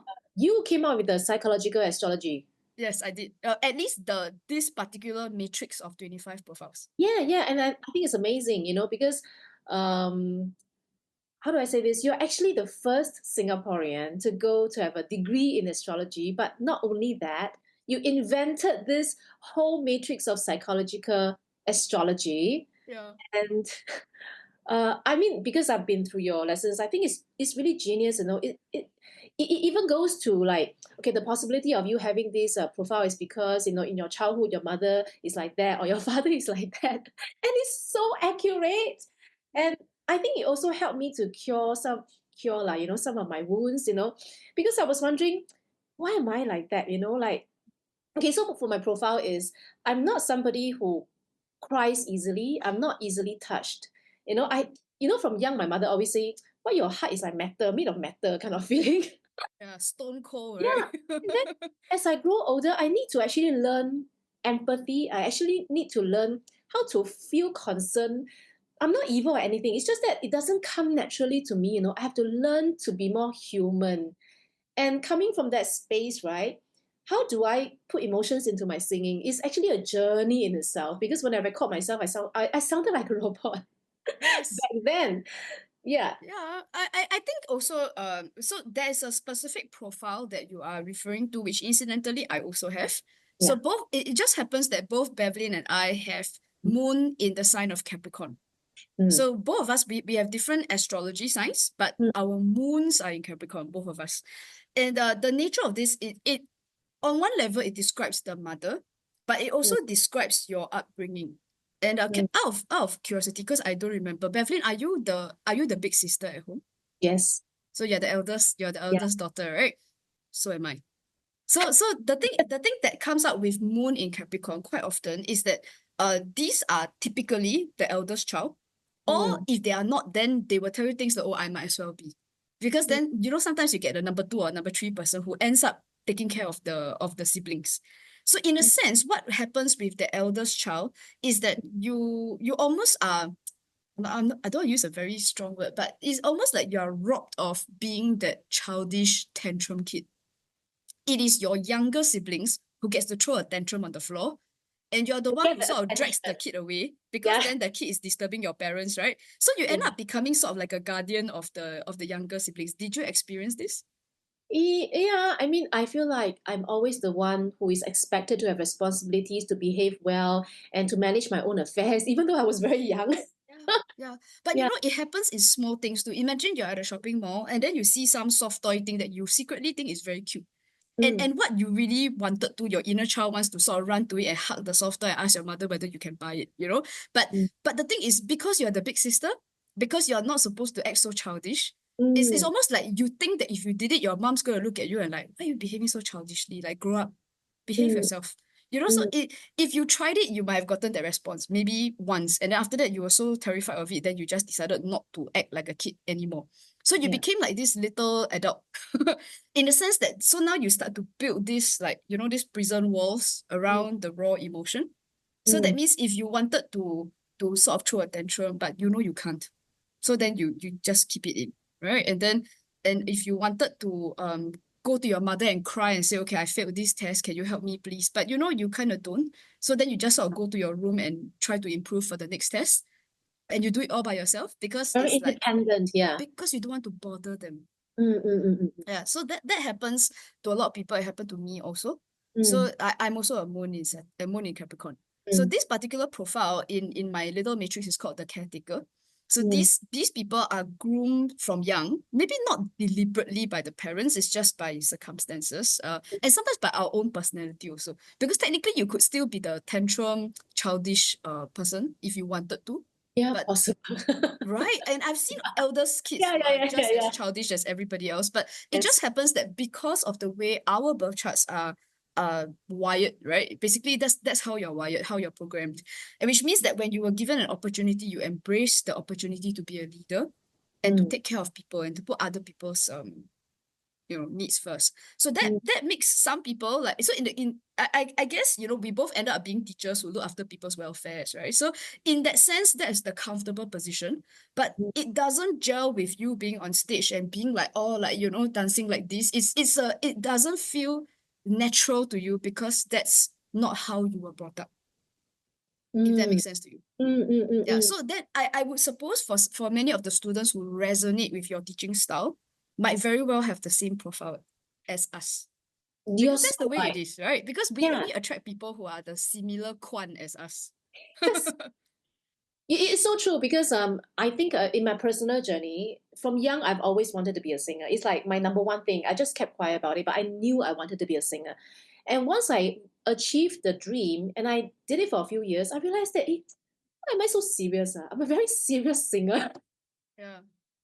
I can try to be fun, but my core is still very serious. I can't tell jokes as easily as other people. They're just silly and they can let go but not me, because of my moon in Capricorn thingy. Mm. Then I realized that it actually teaching gives me more satisfaction. Yeah. Yeah. But if I may, right, one of the backbones of psychological astrology, and if I may sort of toot my own horn, right, one of the reasons why my students rave so much about PA, Mm, psychological astrology, is how we use that logic to be able to turn it around and to release some of these the crappy things that we tell ourselves in our head, right? So let's go with this particular profile, the caretaker, especially if a lot of your students have it and they end up becoming robotic, right? And I think it's because a lot of the conversation is about me and myself. So which means if I go on stage and I have this kind of expression on my face, right? Are people going to look at me as like, hey, that crazy woman, why she got that funny like expression on her face, like so orgasmic like that, right? So it's like you're so terrified of what people are going to say about you, because if we are being honest, this is a very self-centered approach to things, right? Because the nature of a performer is such that there is a function that you are performing at that moment, right? Either you are the entertainment for the night, or perhaps you are conveying some kind of a message in your song, for example. So you have a job to do, but all you're thinking about is like how people are looking at my face. Me, I. It's all about you, right? Which doesn't make any sense, because the whole point is you're not going up there to prove a point to anybody. You're there to do your job and to perform your function, right? So which Yeah. is why, so we turn it around. And one of the reasons why some people may be wondering, hey, I thought May also have this profile. How come May doesn't have problem doing this kind of crazy thing on camera, right? And the answer is very simple, okay? So if you think of it as right now you have this profile and you need to perform a function. Now, I'm very clear what my function is today, right? As you ask me this question, is that my role today is to show people that your raw emotion is what you're supposed to put on stage. Because if you're singing a song about a terrible breakup, right? It's like your face cannot look like I am singing about a breakup song. That's what I say all the time. Like, it's not Right? convincing. You look like a psycho person Yeah. It's thinking like then about that song. you might well be reading up like, election results or something, right? It doesn't make sense. So which means if you're going through a breakup, your job on stage, you're there to do a job, right? Is to convey the emotions behind lost love. That's the Mm, whole point, right? So you go up there and you do your job, right? mm. So if you are singing about lost love, then your face should look like this. You kind of need to do that. It's like, To be it's like, convincing, yeah. yeah. And also it's like, once you think of it as, and what I've realized over time, for myself as a performer, that when I can break my barriers to being expressive if I need to be, right, on stage, because that's the role I'm supposed to play, Mm, I've realized that it releases other people to be mm, expressive as well. So if I can be raw with my emotion, if I'm singing breakup song, right? The idea is that if there are people in the audience who are moved to tears, for example, they are moved to tears because of the rawness of the emotion. And mm. they're not really moved because my voice was perfect and I'm on pitch. You know what I'm saying? Yeah, yeah. Yeah, it's like, you can watch some of the best performers, Andrea Bocelli, for example. And it's Mm, like, yes, technically, he's one of the best singers ever lived. That one, hands down. But mm, if you've ever heard him sing live, which I have, you mm, don't you don't cry and you don't make a fool of yourself on your face, crying at his voice, not because of his technique. You cry because of the emotion that he is conveying and that rawness and the beauty behind that emotion. You know, it's like, I think that's what moves the audience and that's what makes him a great singer, not because his technique is good. mm, The technique is part of his job, his professional job. But mm. what makes him go down in history is the emotion. And he's, maybe you can say he's blind, he can't see or whatever. But the point is that he is very expressive on his face. If you watched him perform before, it is Yes, yes, amazing. yes. Yeah, Yeah, yeah. yeah. What about the other spectrum of people? The people who cannot Spectrum. hold back their tears when they sing. Okay. So actually, it sounds like two different things, but actually Yeah. it's the same. Okay, so for example, they sing this song, right? Say they Yeah. sing breakup song, then they end up crying all over, right? The truth is, they forgot that you're supposed to be on stage doing a job. So then Mm. they cry because they start remembering their own breakup. They start remembering how it feels like to be abandoned by somebody that you Or love. they feel so touched by the lyrics, that they, Could be. like K-drama. It could be, but the thing is, then you see, the conversation again is about you, right? It's about you Uh, and what you're enjoying from that song. But hey, friend, you're supposed to be on stage doing your job, like, right? So which means that what I mean, if they cry, it's fine. There are singers who can cry, but then they can still continue doing their job. Now that's fine. I've mm, seen singers do that on stage before at concerts and that kind of stuff, right? mm. mm, But then there are people who cry. Then after that, your voice breaks. Then you end up not doing your job already. Then cannot sing already. Then that's when it's quite unprofessional. So again, it comes back to me, myself, and I. It that mm, and so basically, once we start to realize that where if you want to be a professional, the mm, what you do is not for you. It's for them. It's for the audience. mm, Always. Yeah, and I think that happens to because you and I, Beverly, we are in professions that are associated with hobby and mm, it's associated with um expression and if I'm being frank, some level of selfishness. Because it's mm. about hobby, right? I mean, people sing because they enjoy it. People go and do astrology because it's their hobby and they're so Must be happy to happy be in first. class. Yeah, it's like basically they do it to make me happy. I want to be happy. Mm, And that's fine if it's a hobby. Because if you like to do cross stitch because you like it, that's fine. But mm, if you are doing it as a profession, you cannot just stitch what you like. You have to stitch what other people want to buy, right? So mm, it's the mm, same thing. If you want to sing for a living, you kind of have to sing in a way that other people want to hear. And mm, and you have to produce a result for people. Otherwise, how are you going to get paid? mm, Right? mm. People don't pay you to enjoy yourself. People pay you so that they enjoy themselves. So Yeah. I think there's a huge difference between even for you and me because I think our students are in a spectrum of the hobbies and the persons who want to do it for a living. Mm, And I think the commitment level, understandably, is different. Like you play golf for fun, or if you want to be Tiger Woods, is a different story. Yeah, mm, so I think for the people who want to be truly good master performers, mm. then it needs to be very clear that the performance is not for you, it's for them. It's not for you to prove to people that you're a good singer. And I think that's why so many of your students freak out about whether are they good enough, are they blah blah blah. But when you're on stage and all you can think about is yourself, that's what makes you a bad performer. The good performer understands you have to be whatever you need to be so that the audience is enjoying themselves, not you. Yes. You Yeah, whether yeah. I mean, I hope for your sake you enjoy yourself, but that's not the point, Mm. right? I mean, it's true. When I was a professional singer, um, especially when I was singing in like weddings and pubs, right? Yeah. Especially pubs, for example, the hot song of the day is "Perfect" by Ed Sheeran.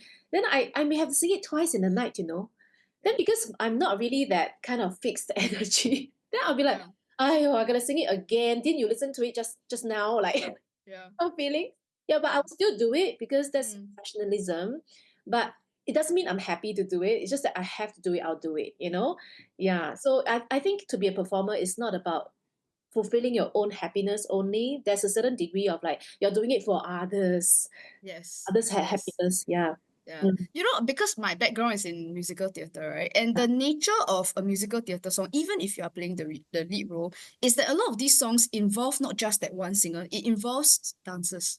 It Yeah. involves set changes, right? And you might have to sing a duet or even a song that may involve 4 or 5 singers, for example. So which Yes. means that the rehearsals are brutal. So Mm, everybody has their own style, and you have to accommodate everybody's like timing and things like that. And in some cases, I never got to that level, but if I had, I might have to work with an orchestra. So then now you have something like 12, 13, 15, 25 people playing music instruments live. And it means mm, that the singer cannot think about yourself. It is not about your expression.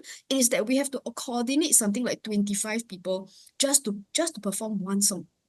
mm, Right. mm, So it's your timing of where you come in, where you stand, because then the light has to follow you on the stage. So you cannot suka. I feel like moving forward, then you move forward. You have to remember that you can only move forward on the second verse, because then the lighting person will only move the spotlight in the second verse because you're supposed to go forward into the audience. So there's like you do your job within what you have to do as a performer, but it's not about us. It's about the fact that everything has to be it's a whole package in itself. mm, And maybe because my experience as a singer was less of a like a solo singer, and that's why it maybe it's easier to see that you have a job to do, and it's not about just just one you person's and you expression. yourself. Yeah, Yeah. yeah. But you still have to go for training, because the thing is the last thing you do is to show up for rehearsals and not know your songs, Yeah. and to sing off key, and basically you have not trained yourself properly, so that like basically when everybody is singing, your voice gets lost because the Mm, the, the support is not there. yeah. Yeah. So of course, on your own, you still have to make sure that you are delivering. Yeah. Yeah. Yeah. Okay, so I want, because we've been talking so long about birth chart and everything, but I think people have never seen a birth chart before. Yeah. I'm just wondering, can you show a birth chart? You Yes, know, of course. any artist or singer to Well, illustrate any I've got point? one on my screen now. Yeah. I just want to make sure that you have. Oh, okay. Um, Fantastic. Well, I've got a singer on my screen now. It happens to be a singer called Bevlyn Khoo. okay. Yeah. Yeah. So I mean there are a few things definitely that describe somebody who might be interested in doing performance. It doesn't, of course, one of the dangers of doing this kind of analysis is that then people Mm, start to wonder, oh, then if I don't have this thing, does this mean that I cannot be a singer, which is complete mm, trash? Okay, so that's not true. mm, There are, as I said, that there are different types of singers, mm, and there are people who sing in different contexts. Okay, but some of the things in Bevlyn's chart that suggests singing is that first she's got two of these planets in the fifth house. So I mm, mentioned this before, that people who have planets in the fifth are fun people. So this can mean that you are a musician, but it can just as easily mean that you like playing chess, right? So to some people, playing chess is fun. yeah, Or maybe you like flying drone planes around, and because some people think it's fun. Some people can be circus performers. There are people who do stand-up comedy. mm, So just by having planets here by itself doesn't tell me specifically that you will be a singer, but that mm, having a hobby or like an avenue of recreation and self-expression is quite strong. mm, Painters also belong here. So of mm, course, the nature of the planets, it happens that this is the moon and this is Venus. So it gives me a sense that whatever hobby that Bevlyn has is likely to be more feminine in nature, because moon is feminine and so is Venus. So it tells me she's probably not a fencer, right? So oh, right. okay. So I mean, I'm looking for something feminine, but again, this again, it could be cooking. For all you Mm, know, maybe she likes Italian pasta and she just likes making Italian pasta. So that can be a feminine thing in the sense that it's not like, it's not action oriented. It's very lifestyle. mm, And the fifth house can also be other things, like it could be hotels, it could be resorts, theaters, that mm, somebody like Bevlyn might also find meaning and purpose being like a theater manager, for example. And mm, in another life, it's possible that Bevlyn could do very well. In fact, she was 20 years as an agent for so many other artists. So that's how she lasted that as long as she has. Well, the planet here the sign here is Capricorn. Now, Capricorn is a very elitist sign. So it likes things to be high class. So it's very unlikely that she's going to be happy being a busker at, like, Redhill MRT with a yeah, guitar. I don't want to be a busker. I want to Yeah, she be, cannot be busker because Capricorn is a bit elitist not one. that So there's anything wrong with busking, right?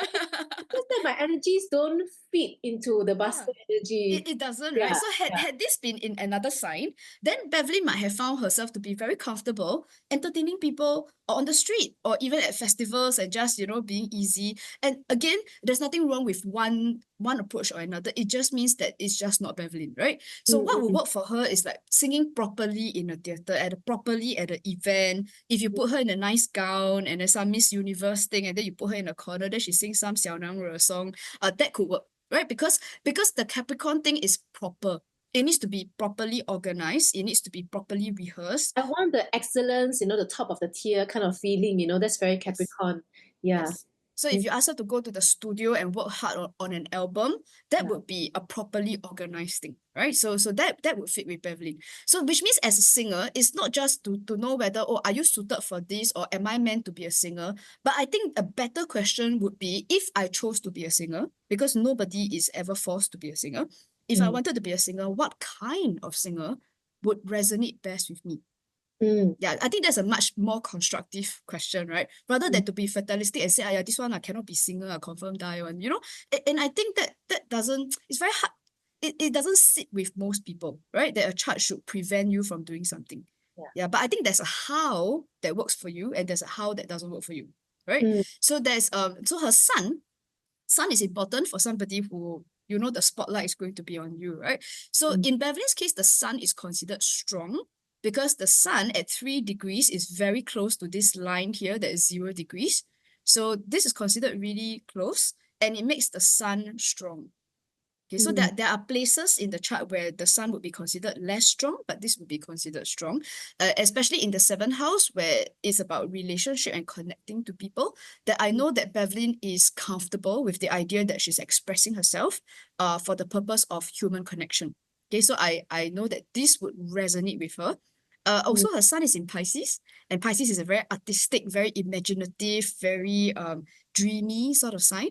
So which means that if you are singing a song and you have to embody a persona, right? Mm. Because you can sing breakup song even if you are very happily married, right? Or you might sing a song that is for a little child, even though you might be not a little child anymore, lah, right? So it's like she can, because she can imagine herself to be in that position and to embody the thoughts and the considerations and the emotions, right? I feel like I can slip into different roles depending on what the lyrics is talking about. Yeah, So I can be shape-shifting. angry in one song and then very romantic in one song. Yeah, But very yeah. mutable chameleon kind of feeling. Yes, yes. So basically the Piscean sign can be a bit of a shapeshifter. Yeah. Uh, and frankly, it can be a bit of a storyteller as well. You also have the storyteller profile. The Mhm. Mercury is how we communicate, but communicate is more than just words and numbers. Communicate can be expression, facial expression. It can be lyrics in a song, or even whether you hold the note for 5 seconds or you hold it for 2 seconds. You know, or if you choose to let your voice break, deliberately let it break at certain points, or where you choose to breathe, for example, is all part of that communication, right? Mm. Whether you want to show somebody who's excited or somebody who's like really chill, right? So basically this position is called the storyteller, and storytelling can be music. And you can do that even if you don't sing. You can be a erhu player, and you know how some musicians, when Yeah. they play, you are moved to tears because the music tells you a story. You can hear the story in the music, you know? So Yeah, that is the beauty lah. So there are other things in the chart, but my point is that if I am given this person's chart and I'm being told that, okay, this person wants to pursue a career in music, then Mm. I can build you a picture of what type of performer this person would be. And Mm. if and do I think from looking at Bevlyn's chart that she's going to be like one of those, like even if it's 20 years earlier and they put you in some sexy dress and then they ask you to do those hip hop like R&B sort of thing, then sing song with Eminem, then the song all sex and like swear words one. Like, do I think that Bevlyn's gonna make it? If a recording company gave me a chart and say, oh, we're thinking of making her into this like Blackpink sort of like sexy girl sort of thing, God. it's not gonna work. Right, and it's not because Beverly is a terrible singer, it's not because she's not pretty, but it doesn't sit with the person that she is. So Mm. even if she fake it for one performance, I tell you, in 2 months time she will go to the producer and then she will cry and say, I cannot do this This anymore. is not me. This is It's not not me. you. It's not I you, right? was, it's not me. Yeah, yeah. But can you imagine that, say in a different life, maybe in Singapore it's a bit hard, but I want you to imagine that this is like 200 years ago, and then Beverly is being put in like some sort of like convent sort of place, right? Where they make her sing like the angels, right? And all the songs are biblical songs where your job is to tell the story of this particular girl and what she's going through. And it's such a different scenario from what Bevlyn has eventually built for her in this life. But Mm. if you ask me, could Bevlyn have done that? I tell you yes, right? Because it is done properly, is in a nice, respected, esteemed convent, and that Mm. people buy tickets and properly come to listen, like, and they all behave themselves, like no swearing and no like fighting outside. Proper. Everybody dressed nicely and they come to watch a church performance. And Yeah. then, and a lot of the songs are very dreamy. Her voice gets to fill the entire cathedral. Could Bevlyn do this? Yes, definitely. 10 out of 10. Do you agree, Bevlyn? It would have worked, Yeah. right? I think I like the establishment kind of feeling, and then I'm like, the one singing, and then people looking at me, but it's proper. It's not like I'm trying to make a fool of myself kind of Yes. feeling. So 200 years ago, that would have been the version of proper. Yeah. But nowadays, it's like basically going to a recording studio and like doing a good job, lah, right? Yeah. Right. So Mm. it's the same. So basically, what we're interested in is who is this person, Mm. right? And what works for you. Not so much about whether can she or can she not. Having said that, are there people who probably should never make a career in music? For Mm. example, I mentioned my brother has zero interest, right? But his chart also has no no sign at all of him being a performer. But to be fair, my brother has shown zero interest. So if any of your students have already spent time, money, and effort to go Yeah. and learn to be a good singer, I can guarantee you it will not be the case in your chart. The fact Mm. that you're even interested means that there's something there that tells me you would like to perform and you would like to be expressive. And I think the question is the how. I think it's Mm. more interesting. What about showing another chart? Not just mine. Because I think Okay. if you show somebody more famous, they may get More more famous. interested. Okay. Let me see if I Get can more find. resonance. Let me see if there's Lady Gaga somewhere. Okay, let me look for entertainment and see if we can get Lady Gaga. Would you think that Lady Gaga is a different style from yours? Oh, definitely. Yeah. Okay, Yeah. so this is Lady Gaga's chart. She does have a few things also. Okay, so for example, the fifth house, right? So just like Bevlyn, she does have a couple of planets in the fifth house. She also has the moon, but then she also has Pluto here. So here is where now Pluto is the Yan Luo Wang. He's the king of the underworld. So there's Mm, something a bit dark here, which mm, Bevlyn doesn't have, right? So which means, and also both of the signs here is not Capricorn. So where Bevlyn is more classy, more established, Lady Gaga with Scorpio, the emotions are more raw. And there's something a little bit more sexy about Scorpio. It is associated with sexual connections. So basically, this is the reason why when Lady Gaga first came out, I'm sure the people who are old enough to remember, well, she was one sex bomb when she first came out, right? mm, So, and she's a very, very good dancer. So mm. and a lot of it is and her early songs were about abuse. They still are actually. So the content of the songs, the message that she wants to share is also about people who have been bullied, people who, and even the kind of love song she sing is not the nice like I love you, you love me kind. Her songs are a bit intense one, you know. It's about people hurting each other. Ah, And yeah. I give you disease, then I don't know what. yeah, I want your ugly, I want your Yeah. disease, you know, like Yeah. seriously, right? So Yeah. there's something of the animal instinct. If you've seen her dance moves, it's not the nice jazz like ballet dance move. Her dance moves are like she's like an animal going like this, you know? Yeah. Yeah, so there's something very intense about Lady Gaga. And which is why if this was like 30 years ago, right? And if the recording company brought her chart and for us to analyze. And they said like, okay, maybe they wanted to give her some nice Charlotte Church kind of like church song. I'm like, no friggin' way, right? Like, no, seriously, pair her with some rapper and like pair her with people who talk about guys, horrible men who slap their girlfriends around and to sing songs standing up for we don't condone this kind of behavior. Okay, Lady Gaga, this one can. Right? So it's like rap music with some swear words here and there, she might still be able to do it. Right? So that means that there is just a different style for everybody. Then Mm, also she like Bevlyn, she also has Mercury in Pisces. So that makes her a good storyteller as well. So the difference, of course, is that Bevlyn had hers in the seventh house. So I think Bevlyn prefers more intimate sort of performances where you feel like you are telling someone this story. mm, The difference is that Lady Gaga has Mercury in the 10th house. So the 10th is a much more public sort of arena. And mm. which is why somebody like Lady Gaga would be very happy in like, you know, the kind of arenas got like 50,000 people, Super Bowl Yeah. and Yeah. that kind of stuff. Yeah. It would resonate with Lady Gaga. Not saying that she doesn't get stage fright, but I think the idea that she's singing to like 5 million people across the world is not a scary thing for her. Yeah. Not as And she much would as it want would be that for for herself. Bevlyn. Like she'll feel comfortable in that sense, like, compared to maybe a smaller audience. Yeah. So Kind of feeling. Gaga doesn't do so well with like tiny little audiences. But you know, there are people who are happy singing in pubs where, you know, on a quiet evening, there's maybe 25 people there.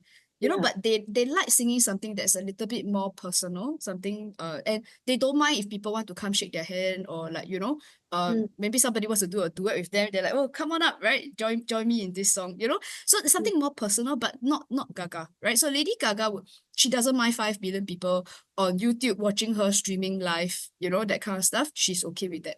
mm, She also has Jupiter very near to the midheaven. And mm, I think for Lady Gaga, having a cause is very important, something to fight for. And that's mm, why a lot of her songs are about bullying and abuse in relationships, because in mm, a sense, it's a bit like an education tool. You know, it's mm, basically a woman telling the world that I don't think it's okay that you treat people like this. So Mm, she has it's not really a political message, but there's an ethical message behind her music, which mm, not so strongly in Bevlyn's chart. So mm, Bevlyn is more of like the artistry, but I think for Lady Gaga, if you ask her to sing just nice songs, she'll tell you, no, I want my songs to mean something. I want to change something in the world. And that's why it's like then this is about meaning and purpose, right? What is your objective in being a singer? Perhaps for Gaga, it's not so much that she just want you to admire her singing voice, but she wanted the songs to have a reason behind why we sing this song. Yeah. mm. She's also a bit of a cardinal personality. She's actually mutable dominant, but her sun is in Aries. So she's like Mama Monster. she's like she's like bit more of a pushy personality, It's like she'll show up at some award show with a meat dress or whatever. It's like she's kind of in your face life, you know what I mean, She right? wants to be the center of attention and Yeah, she's like, look at me, everybody. Right? So she doesn't mind wearing all the crazy woman clothing and like, she looks like a mad woman half the time, right? Her fashion sense a bit siao one. But the fact is she wants to grab your attention and she wants to be a bit annoying because that's part of her entire expression. But it works for her. It works really, really well for her. But it will not work for Beverly. Yeah, mm. you would look pretty ridiculous wearing most of the things that she wear, right? I mean, No, no. yeah, you would not because it's not you. It's not you. Yeah, lor. Yeah, and I found it fascinating because once you know your birth chart, whether you are somebody who's trying to develop yourself as an artist or to put yourself online or to cover some songs, or to write original songs, I think knowing your birth chart gives you a kind of affirmation to what you should pursue because sometimes people get a bit lost. They may feel some kind of inkling to, I think I like to do this, but they're not very sure kind of feeling. But I think a birth chart actually really shows what you could or you would excel in. Can I Yeah, say that? yeah, of course, of course. And I think Yeah. what resonates with you and the role where you can contribute. Because again, I think sometimes one of the dangers, right? And I get it because if you are new to something, you want some kind of assurance that, oh, I'm Mm, meant to do this. mm, And most people think of meant to do this as I confirm succeed. mm, And as an astrologer with a lot of experience, I'm sorry to disappoint most people that the chart will never tell you that you are guaranteed to succeed in something. mm, Because if you look at people like Warren Buffett, you can say he's been successful, but there have been quarters where he didn't make money either. And people like that, they can lose millions, even billions in a day. Right? mm, So when you say this person is successful, what do you mean? Right? mm, Because there are singers who were very hot when they were younger, and then in their later age, then it just went to trash for them. Look at Whitney Houston. She became a drug addict. So would you say she was successful or eventually she was not? Right? mm, So the reality is that I don't think the purpose is to find out like, will I be successful? Am I going to make it? But mm. rather, what do you bring to the table? What Right? can I bring to the table based on my strengths and weaknesses? Yeah, Yes. yeah. Yes. And giving a bit of respect to the individual and what what is natural for them to give. Mm, Then you give what is natural for you to give, but natural does not mean that you will naturally be successful. Because mm, then when we think of success, we think of how many $1 million you're going to make, how many awards you're going to win, and no chart is ever going to guarantee you that you're going to get a Grammy award lah. So yeah, it doesn't work that way. Millions and millions of very good singers around the world have never come anywhere near a Grammy award, right? yeah. So it's like the potential could be there, like, but whether as a person you are gonna work, you want to work for it or not, or be to take actions, that really depends on yourself, right? That's what you're trying to Yeah. say. And Yeah. and the most guaranteed way to guarantee that you are not going to make it is if you keep reading the chart and then never go out and sing, never go out and put yourself out there, never take a risk, don't sing 500 songs, then it guarantees you are never getting there. Right. So even as an astrologer, I think it's a fantastic tool, but there is such a thing as potentially and why some people have objections to astrology is that you start to wonder if are we now creating like this self-fulfilling prophecy or whichever. Mm, And I even as somebody who defends astrology, I can tell you that will happen. Because if people spend too much time trying to squeeze some kind of like guarantee out of the chart, then it's an obsession about you, me, it's all about you again, right? So, but the thing is, the person who puts themselves on stage is the one who asks, am I bringing a good time to the audience today, right? mm, Did I do my job today? mm. Yeah, rather than will the audience give me what I want, right? Again, it's about us. Recognition, the likes, the love, that kind of Yeah, stuff, will I yeah. be famous Yeah. if I So put in so much effort? if you're singing to get validation for yourself, then you can sing karaoke at home, lah, right? But the thing is, if we are going to be in front of an audience, if you want people to spend their time, their money, their effort to come and listen to us, Uh, then you must make sure that you are meeting their needs, not yours. I think mm, that's fair, right? mm, mm, Yeah, mm, it's why Celine Dion is still singing in Las Vegas after being sick. Because it's not about mm, her, it's about them. mm.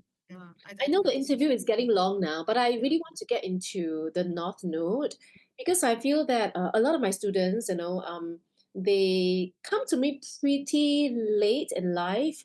And the common story is me, when I was young, my family maybe couldn't afford to send me to music lessons, Yep. but I love singing and now I have the money. I really want to sing better, that kind of stuff. So it just made me wonder, knowing astrology, like, do you think there's some kind of um I don't know, like late stage development in some people, and we shouldn't discount them because I started realizing that hey, actually some of them follow me for so long, they sing pretty well. Some sing actually better than my college students who pay a lot Uh-huh. of money to say I want to be a singer. Yeah, My yeah. effort is not the same. So my Mm-hmm. private students can actually sing better, and I push them to get gigs nowadays. Yeah, And they are not young; they are in their 40s, late which is fine. 30s, and yeah, and I just wonder, like, from astrology point of view, how would you explain that? Okay, you mentioned the North Node, and I don't think that would be the place I would go The only because yeah. if we are connecting it with the North Node, right? And maybe I should explain that the North Node is sort of like one of the things in the chart that shows purpose, right? For lack of a better word, it's a very simplistic way of describing it, but we are assuming then that a person's entire purpose in life is to sing. And Mm, I don't think that would be accurate for the majority of performance. Like, it just happens that I have Lady Gaga's chart on my screen right now. And her North Node is in the 11th house. And the 11 is for things like community. And mm, so for the kind of success that Lady Gaga has gotten, her chart does not say that her purpose is to be the world's most famous singer. Her chart tells me that what she wants to do is to transform a community. She wants every person in the community to know that they are of value, because I see Taurus here. It's about valuing a community, valuing the individual, not famous, regular person, right? So mm, the thing is, she might have started from singing and dancing, because the fifth house is about performance, and the south node pointing south is about what is natural and easy for a person. And maybe you might admire Lady Gaga for being such a natural performer, and she is to a large extent, right? But the thing mm, is, her purpose in life is to get away from that and to move more into, okay, great, so I'm a famous singer, but then what, right? What do I do to make myself mean something? And then mm, for her, it's about, so for all this singing, all this money that I'm making, have I moved the needle on how society is valuing people, right? So basically, that's why I think that the North Node is not a good way of finding a one sentence answer. It's like, "Ah, yeah, mm, you are meant to be a singer," because even my chart doesn't say I'm meant to be an astrologer. My chart says psychology, but I'm an astrologer, right? mm, So her chart says community humanitarian, but she's a singer. Right. So I don't think if people are looking for like, it matched A equals B sort of thing, it doesn't work that way. mm, Yeah. But to answer your deeper question about what happens if somebody is like an older beginner, the reality is you have to decide for yourself what's the end game here. mm, Right. So in an actual client consultation, and I think sometimes it's tempting to go to the chart and feel like the chart will tell me what to do, but it doesn't. Just like a map doesn't tell you where to go. You must first decide where you want to go. Then the map shows you what is the best way to get there. But mm, the map doesn't, you can't look at the map and say, oh, the map say I need to go there. It doesn't work that way. So if you are starting when you're 46, for example, mm, okay, if you tell me you want to be like a rap artist, you want to be like Blackpink, you have to be realistic lah. Okay, you're very unlikely to. I mean, and frankly, if you're 46 years old, did you really want to be Blackpink, right? And then do all the sexy moves on stage? I don't think that's where you're aiming for. So then the question here is, what are you aiming for? Did you want a gig in a performance venue? Did you want mm, to be like a recording artist like Andrea Bocelli? mm, So you have to first decide where you want to go. So mm, if you're happy just knowing that you are a good singer and you don't really care whether you get standing ovations, then by all means go for a class, sing for mm, your own pleasure, sing for your family members at Christmas or something, and be done with it, right? So if that pleases you, then that pleases you, right? mm, If you want to cut an album, you can. Bevlyn's done it before. You can go ask her for contacts. She will tell you what number to call, what to prepare before you go record yourself, and also to decide what you're going to do with the recording after that, mm. right? You want to put it in your CD. Now people don't listen to CD anymore, but you know, it's the image, right? You have a CD player, you stick it into your device, and then you want to listen to it all the time. But you record an album. What was the expectation here, Mm, right? Did you expect to be played on radio, for example? Did you mm, expect to get invited to sing at the National Day Parade? So there mm, are, depending on what your answer is, mm. then there are things that we logically have to do to get there, isn't it? Yeah, yeah, Right. yeah, Yeah, you want to have a concert with 10,000 people watching you, then there are things that you kind of have to do, right? yeah, And yeah, being on stage is one of them, isn't it? Putting yourself on TikTok is one of them, isn't it? You yeah, kind of yeah. have to, right? Otherwise, singing in your living room is not going to get you an audience of 10,000 people. Mm, mm, mm, mm, mm. So I want to do this rapid round session with you Mm, because my students actually, have a lot of questions sure. for you. Yeah. Uh, I'm not sure if you may find some of these a bit funny, No, but I go think ahead. Go you ahead. come across, some of them before already. But in quick replies, lah, okay? Yeah, no You, problem. you, I you know can how think quick about rapid fire does. in terms of like as a performer or astrologer, how would you answer them? I think Mm, mm. this is the fun part. Okay, so Yeah, let's of course, let's of course. let's go. Yeah. Question one: why is it some people are so comfortable on stage, but I find it awkward? Very simple. They have a lot of experience. They done it 100 times. And if it's your first time, that's the kid on the bicycle for the first time. Very good. Question two: why do some people get so high performing on stage, but I feel so drained after that?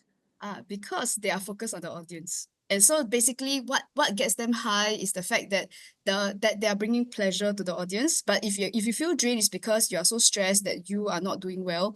And basically your conversation is about yourself, which is what Focusing on gets so yourself, yes, which right? is and if you look at people who are really wonderful to watch on stage, you realize that everything they do is for the audience, it's not for themselves. Yeah. Yeah, that's true. Okay, question three. Why do some people sing with so much emotions in front of an audience? They can be vulnerable, but I just feel so guarded. This goes back to what we discussed earlier about the caretaker profile. So Mm, if you feel like you're embarrassed about showing emotions, and mm, this can come from a psychological profile, it comes from upbringing, whether or not as a child you felt okay to throw a tantrum, whether you felt okay to like act cute in front of your mother, and if you found that all of this was like kind of not okay, or your family was not the kind that allowed you to be like that, mm, and going back to my answer for question one is that you just simply have less practice showing your emotion.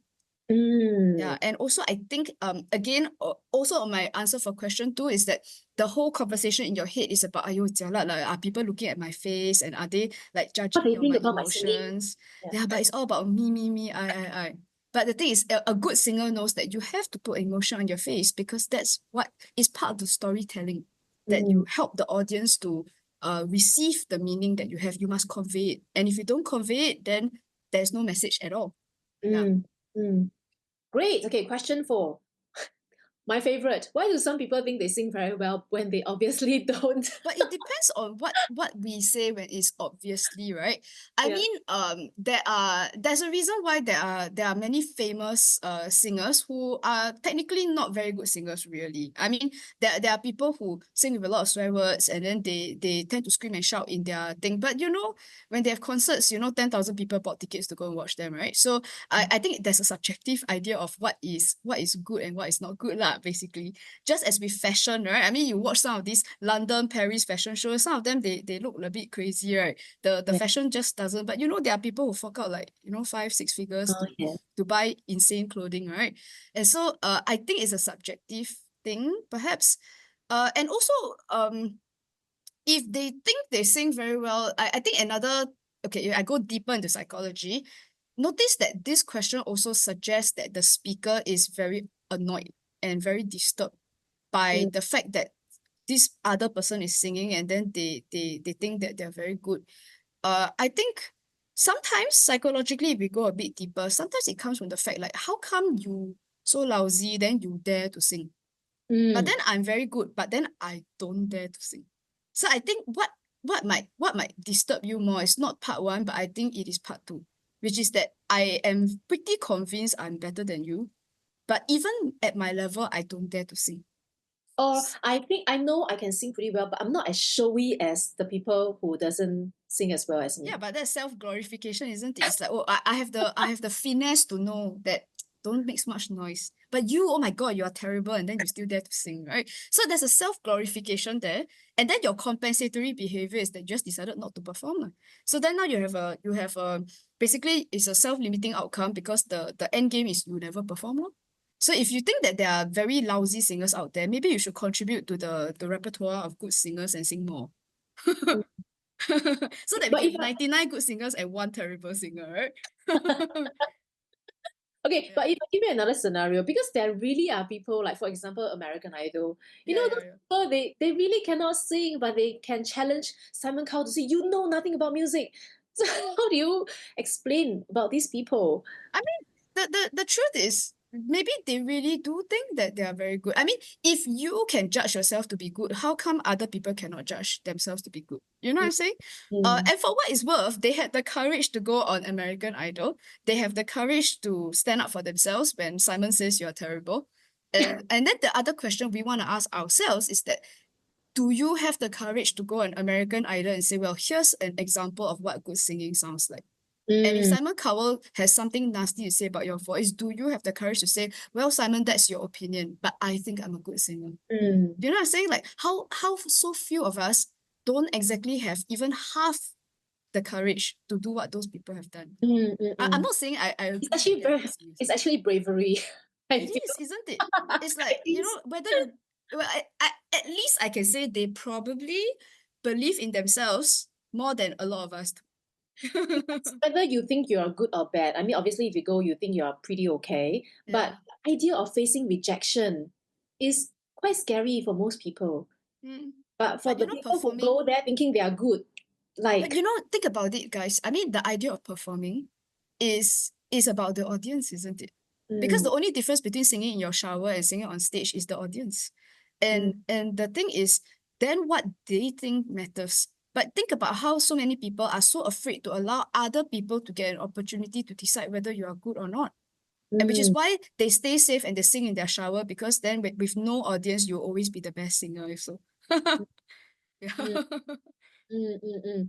Yeah. Okay, great. Next question. Okay. So why do some performers come across as sincere, but some are labeled as showing off skills? Hmm. I mean, I suppose that there is usually, I mean, if that's the impression that people get, there's usually some measure of truth to it. So Mm, then so it's all about your motivation for going on stage, right? So if the intention is to go up there and show raw emotion and tell stories with your music, then that's what people get lah. Right? I mean, but if you people go there say, and like, okay, let me like 飙高音, right, just to prove to people that I can keep like going up one key after another, then it's very clear that this is a display of a particular skill set, perhaps. So I think, and we tend to think that sometimes the audience misunderstands, but I think most of us, if you've like, sort of knocked around life for a while, you mm, usually get a pretty good sensing of what people's intentions are when they do certain things. So if that's the impression you got, there's probably some truth to it, actually. yeah, but from the astrological point of view, would you say that there are certain energies that are more showing off? Like the person will tend to want to show off skills, and then some people will just feel like it's not very important to show off skills. I just want to touch people. Yeah, but I think Will you be able to we see that in the birth chart, but or? but we talked about that, right? So basically, is whether or not the person is performing as a way to give something to the audience, or are you performing as a way to get validation? Because you see, I can Mm, also say a singer like Andrea Bocelli is such a show off. I mean, he's doing some of the most difficult opera songs ever, and tenors are are fairly rare. Like a really, really good tenor is really rare, right? For a man to be hitting those notes without using falsetto, right? Mm, It's a major thing. He's totally showing off. He's like biggest show off in the world, right? And then he sing in some of the biggest cathedrals just to prove to you that his voice will go to every corner of the cathedral, right? So mm. he's such a show off too, right? But then you also say he's sincere, what? So, like who's to say? I think I get what you mean, because some people may look at the birth chart and say, oh, because you got this particular sign, so I think that's your tendency, you know. But you're just saying that actually whatever sign is in your birth chart, Yes. it really depends on the person Yes. whether they want to do it for themselves or for others. But you see, what I can tell from the chart is whether or not you are a technical singer. So some Mm, people are performing type singers, but some people really care about where the muscle is, where they put their tongue, like how long they hold the vowel. There are people who are the technical singers. So mm, can I tell from the chart whether this person is technical or not technical? Yes, I can. mm, But where you have free will is that when you are singing, are you an Andrea Bocelli who hones your technical skills because you are a professional? Or are mm, you the type who basically hone your technical skills just to show other people, see, I can do this. Then I want your validation. Right? So that part is all you. Is all you, right? But the chart will tell me who is a naturally technically inclined singer. mm. Yeah. Okay. Okay, great. Okay. Next question. Wait, hold on. Oops. Why are some performers popular? You know, they attract kids singing and dancing, and you know what others make the audience feel so stoned and disengaged. Same answer. The people who are popular sing for the benefit of the audience, while the people who stone your audience and disengage them are thinking me, am I doing it correctly? Why are you all not smiling? Why are you all not clapping for me? Right? Mm, But then the popular ones are the ones who go like, come on guys, let's do this together. And then when the kids, when some little toddler starts dancing in front, then they dance together with the toddler because it's fun, right? They do it not because it shows off what a great singer they are, but they yeah. do it because I want everyone to have fun. So everything they do is for the audience. But then the Mm, selfish singer only cares about themselves. Yeah. mm. Okay, I great. know I'm so terrible at calling all the singers selfish, but I think it's as No, for so many years that's as a a good psychological point. astrologer, Yes. I found that maybe my job for the people who listen to me is that raw authenticity. Because Mm, if we can admit to yourself that is it not true, of course I welcome it if people say, hey, may I disagree with you. I'm thinking about the audience when I'm stoning. Sure. mm, But but I can tell you if we are being honest with ourselves, is that we keep getting obsessed about whether we are doing it right. And then when people look at you with a frown on their face, then you don't you perceive realize, that as, yeah, it's like everything is about you. They're frowning because I suck. Right? yeah, But they could be frowning for a million other reasons, has nothing to do with you, but then everything is about you, right? So, yeah. which is why when you can release yourself from that self-centeredness, it Mm, allows you to understand that you are here because there's a role for you to play. This whole event is not about you. Then the funny thing is reverse psychology. It actually works. Now you're not so stressed really because the event is not about you. mm, Because if it's all about you, you better be perfect. Right? yeah.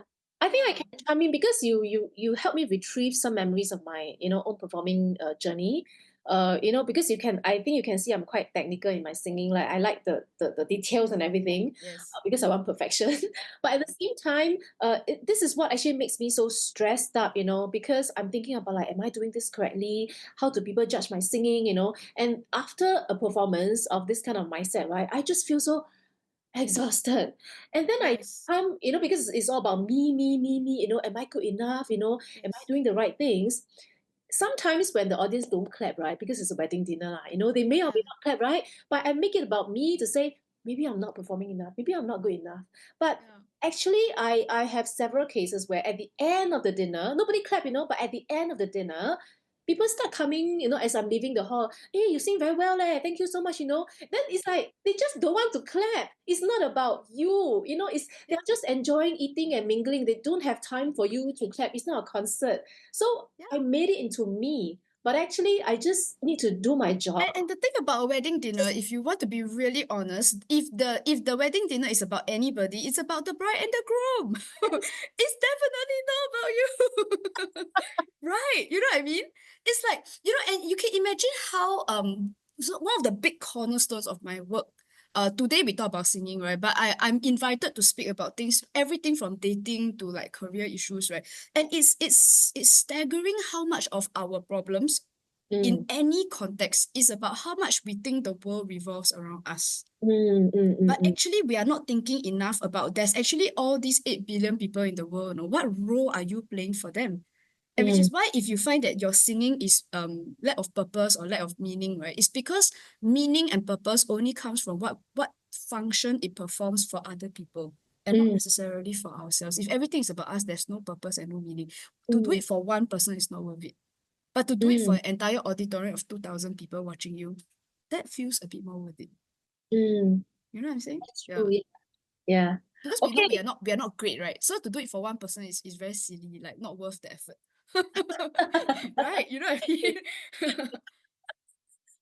Okay. Question 7. Okay. So does experience make one more approachable, less drained, more emotionally attractive, and be able to sing with more emotions? I can tell you, a lot of these questions right come from one of my students. Like her Gemini energy very strong. She needs a lot of information. No, that's fine. It's fine. But Yeah, my it's answer quite to funny. this question is yes. Also because I think okay, you see, when I talk about experience, giving confidence. And so the Mm, thing is that once you have experience, then the most important thing is that experience makes you less self-centered. You know how mm. when you brush teeth nowadays, you are not really thinking about like, oh, I am this person brushing teeth. But let me Am tell you, I if you doing are looking at a correctly? Like, 4-year-old, yeah, a 4-year-old kid is very conscious of like, oh shit, am I doing it correctly or not? Is my mother going to look at my teeth later? Hey, why you never brush properly? You know? So it's yeah. like, but when you do it every day, you're not thinking about it. And that means that you are more present for other people and that you are not just self-centered and thinking about yourself. You know what I'm Mm, saying? Yeah. mm, So experience makes everything easier. Yes. mm, mm. Great. Okay, last question. Why do some people love to sing from young, but others don't, and just like to listen to others sing?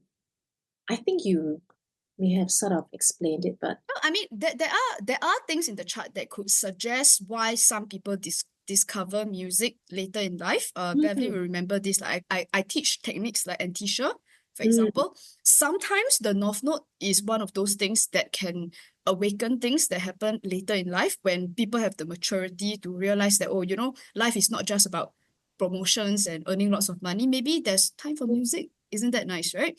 So some people go into it in their retirement, for example, which is very nice. mm, But why do some people love to sing from young? It could be related to the chart in the sense that some people are just naturally very like it's like a showy personality. I mentioned about the sun, and if sun is strong in that person's chart, they will want to draw attention to themselves from a young age. So to be fair, both Bevlyn and I have strong suns. So which mm. means from even as young as childhood or even early teens, we like the idea of being on stage of Yeah. like showing off on stage, and I'm the same, right? And I'm the same. So these people are more likely because it's part of how these people are wired, right? So which Yeah. means that and you don't really change your personality from birth to death, right? Not really. The core personality is pretty much the same person. So Mm, that's why these people will demonstrate those from a young age. But like listening to other people sing is also it can be shown in the chart as well. So there are certain signs, there are certain planets that describe more of appreciation rather than action. So that mm. means there are people who will pay a lot of money to go to the opera, but have never felt the need to get trained in opera Oh, singing. yeah, yeah. And some of you love to go to Paris and look at all these like Picassos and whatever, but you are never motivated to actually be a painter yourself, right? So there are things in our chart that show this is what we admire and this is what we appreciate, but not necessarily that you want to be a producer, Mm, right? mm, So it's a different part of the psyche. So I don't know if this is a technical answer, but mm. to I an think that's astrologer it's fair quite clear. because I think it's fair because we need consumers as well. We can all be producers. Yeah. Correct, right? It's like if everybody want to be astrologer, then I also out of business already, ma. But some people just like watching me read charts. Like I got students who tell me, May, your class, I have trouble learning things in your class. Maybe I'm slow, which is not true. But I really like coming and watch your video and watch you read charts. So I mean, sure. I mean, if that's what you enjoy, that's what you enjoy, lah, right? But if you want to learn, you can learn. If you don't want, you just want to watch video, that's cool too. Yeah. Okay. All right, great. So I think my last, slide here is to ask you for some closing advice from the standpoint of astrology. Like, you know, what will you say to encourage singers, aspiring singers, in their journey of growth and expansion in their singing? Mm. I Mm, think, okay, and maybe in the context of Singapore, right? It's not a country that promotes the arts mm, and singing and music and that kind of thing. I know it's difficult to find an avenue. So I think one of the things that astrology can really help people with is, as what Bevlyn says, there's a lot of people with that guilt that you want to pursue something, because this is different from trying to get A's at school, right? So mm, I think if this is something that you are worried about, and that you feel like there are barriers to self-expression, then just like Bevlyn, you may find that astrology becomes a way to, in her words, heal that inner child demon. So that means mm, if there are things that you're embarrassed about, and frankly, it is a self-acceptance issue.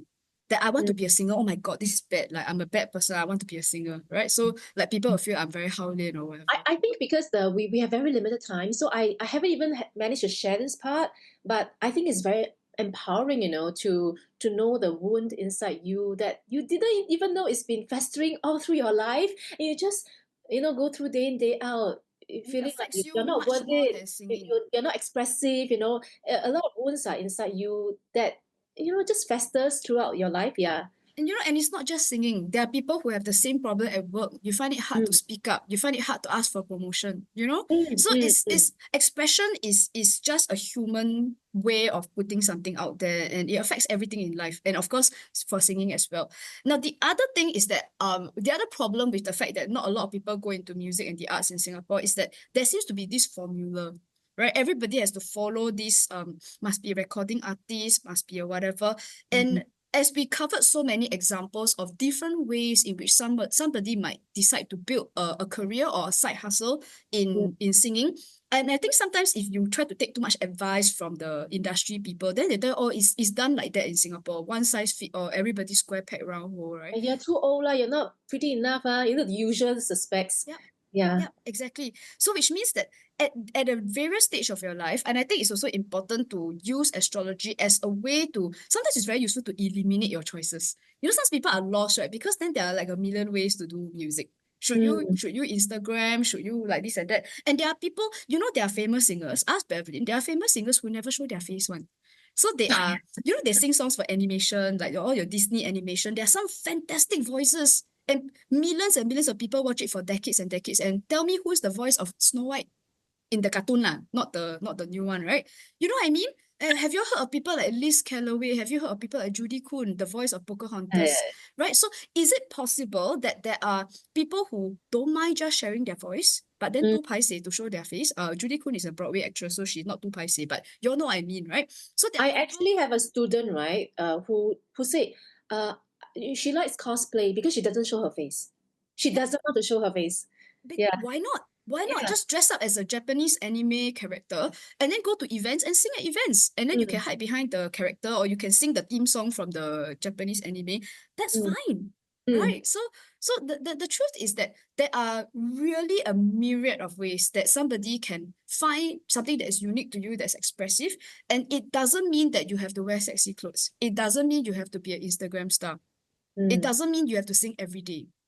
Right? mm, So yeah, I think it's important to know who we are, and then we can design for yourself this way of doing things that allows you to contribute. It allows you to be yourself and mm, not feel like you have to like go and cut off a finger or an arm here and there just to be what people say you must be, which mm, to me mm, is very bullshitty. It's mm. not real. I think the how do I say this, one of the saddest things in life, right, is if you cannot see yourself clearly.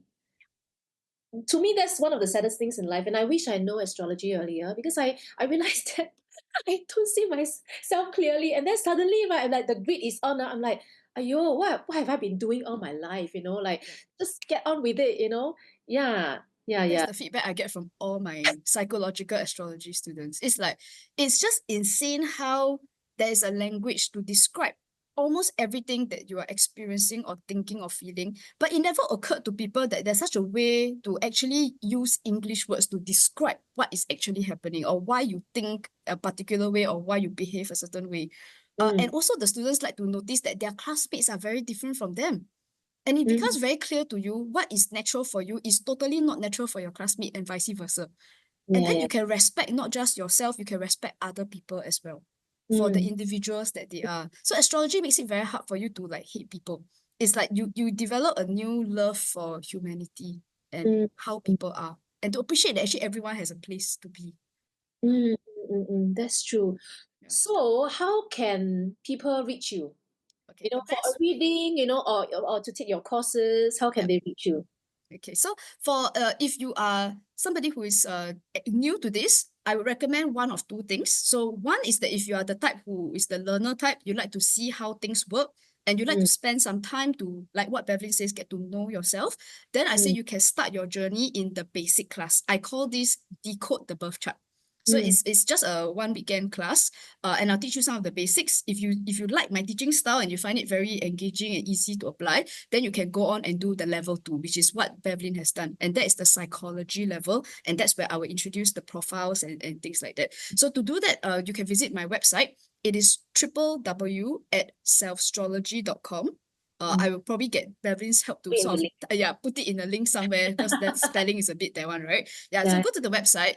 You will see that there's information about the various courses. Okay. So Mm, the second thing that you can do is to get a personal consultation. So some mm, people don't want to go through the learning and you just want to have a professional do it for you. You can mm, take that option as well. So mm, the consultation is about 2 to 3 hours. And then mm, I will require your birth information and then we'll meet on Zoom where I will dissect your chart, take your questions and so on and so forth. Okay, so mm, so you can do that also. Same thing on the website, selfastrology.com. You just click on consultations and you can get in touch with us. Our mm, email address, so how to get in touch with us directly is our email address is hello@selfastrology.com. mm. Yeah. So email us. I see every single email. So either myself or my very trusty assistant Jeremy will be in touch. We usually text you directly or we might get on a call with you. We are very interested to know who you are and where you're from, what you're dealing with in life. And then if you're not sure which one to choose, we can make a recommendation for you. Yeah. But I have to say, right, taking your basic course, it sounds basic, but actually it's not basic. I feel like I learned so much over that weekend, right? My life, I mean, my brain just exploded. It is jam-packed with value, it's so structured. Um, and because you ask us to watch a lot of videos, not a lot, lah, but videos, before meeting you live on Zoom, and I thought that wow, this is so structured. And then the psychological astrology classes, right? Those were another level of mind blowing, lah. Because it's so succinct, so accurate. I want to share a funny story with you because I think I can't remember when, but I got in touch with an American astrologist, just for fun reading that kind. Then during the session, right, I asked her, do you know what's a Thor's hammer? Uh-huh. Then she said she doesn't know. So my point is, like everybody is an astrologist, but actually there is a difference in how much knowledge, you know what I'm trying to say? Okay, I tell you, none of my students ever believe me when I tell you guys that if you go through my education, it actually makes you a better astrologer than some of those people out there who claim to be professionals and who dare to Yeah. collect money, right? Yes, So, yes. and my students never believe me because they all think that, yeah, I don't know how to read. La. It's like, I very sucky at this. And you don't realize that, especially Bevlyn, you did the exercise at the end of Mm, the peer review. mm, And in fact, what you were able to produce as mm. a layman, as somebody who say, oh, I don't know, Ah, what you produce there is better than most professional astrologers. I guarantee. Because I'm in the industry, I know what the professionals can do and I know what my students can do. My students are better than most professionals, although wow. they will not believe it. Yeah, I mean, to be honest, I practice on my friends, and I can say I practice over 50 charts because I'm so into it, right? And Yes. then, I mean, the feedback is usually, oh, it's so accurate. Of course, I'm not always 100% accurate because I'm not there yet. But I think generally it speaks volume of your volume and your content, the kind of the value you give in your courses. Yeah. Also, because Bevlyn is a very hardworking student, she got True lah. practice after class. Yeah, because if she never practice after class, then I tell you everything give back to the teacher. I'm Which very Capricornian in this. yeah, but I cannot guarantee whether or not a student wants to practice after the class, right? But Yeah. for my students who pay attention in class and you actually bother to do some practice after class, you're better than a lot of professionals out there. Guaranteed. Okay, so I think that's about it. Thank you so much for giving me so much time. Oh my God, I didn't know it's so long. It's okay. It's okay. Well, I mean, you can always cut it up into like smaller pieces so that people can consume it. But Yes, it's okay. I'd rather do long form than to do very short and then we don't give substance, you know? true, Yeah. true. Thank you so much, May. Thank you so much. Okay. Thank you. Thank you.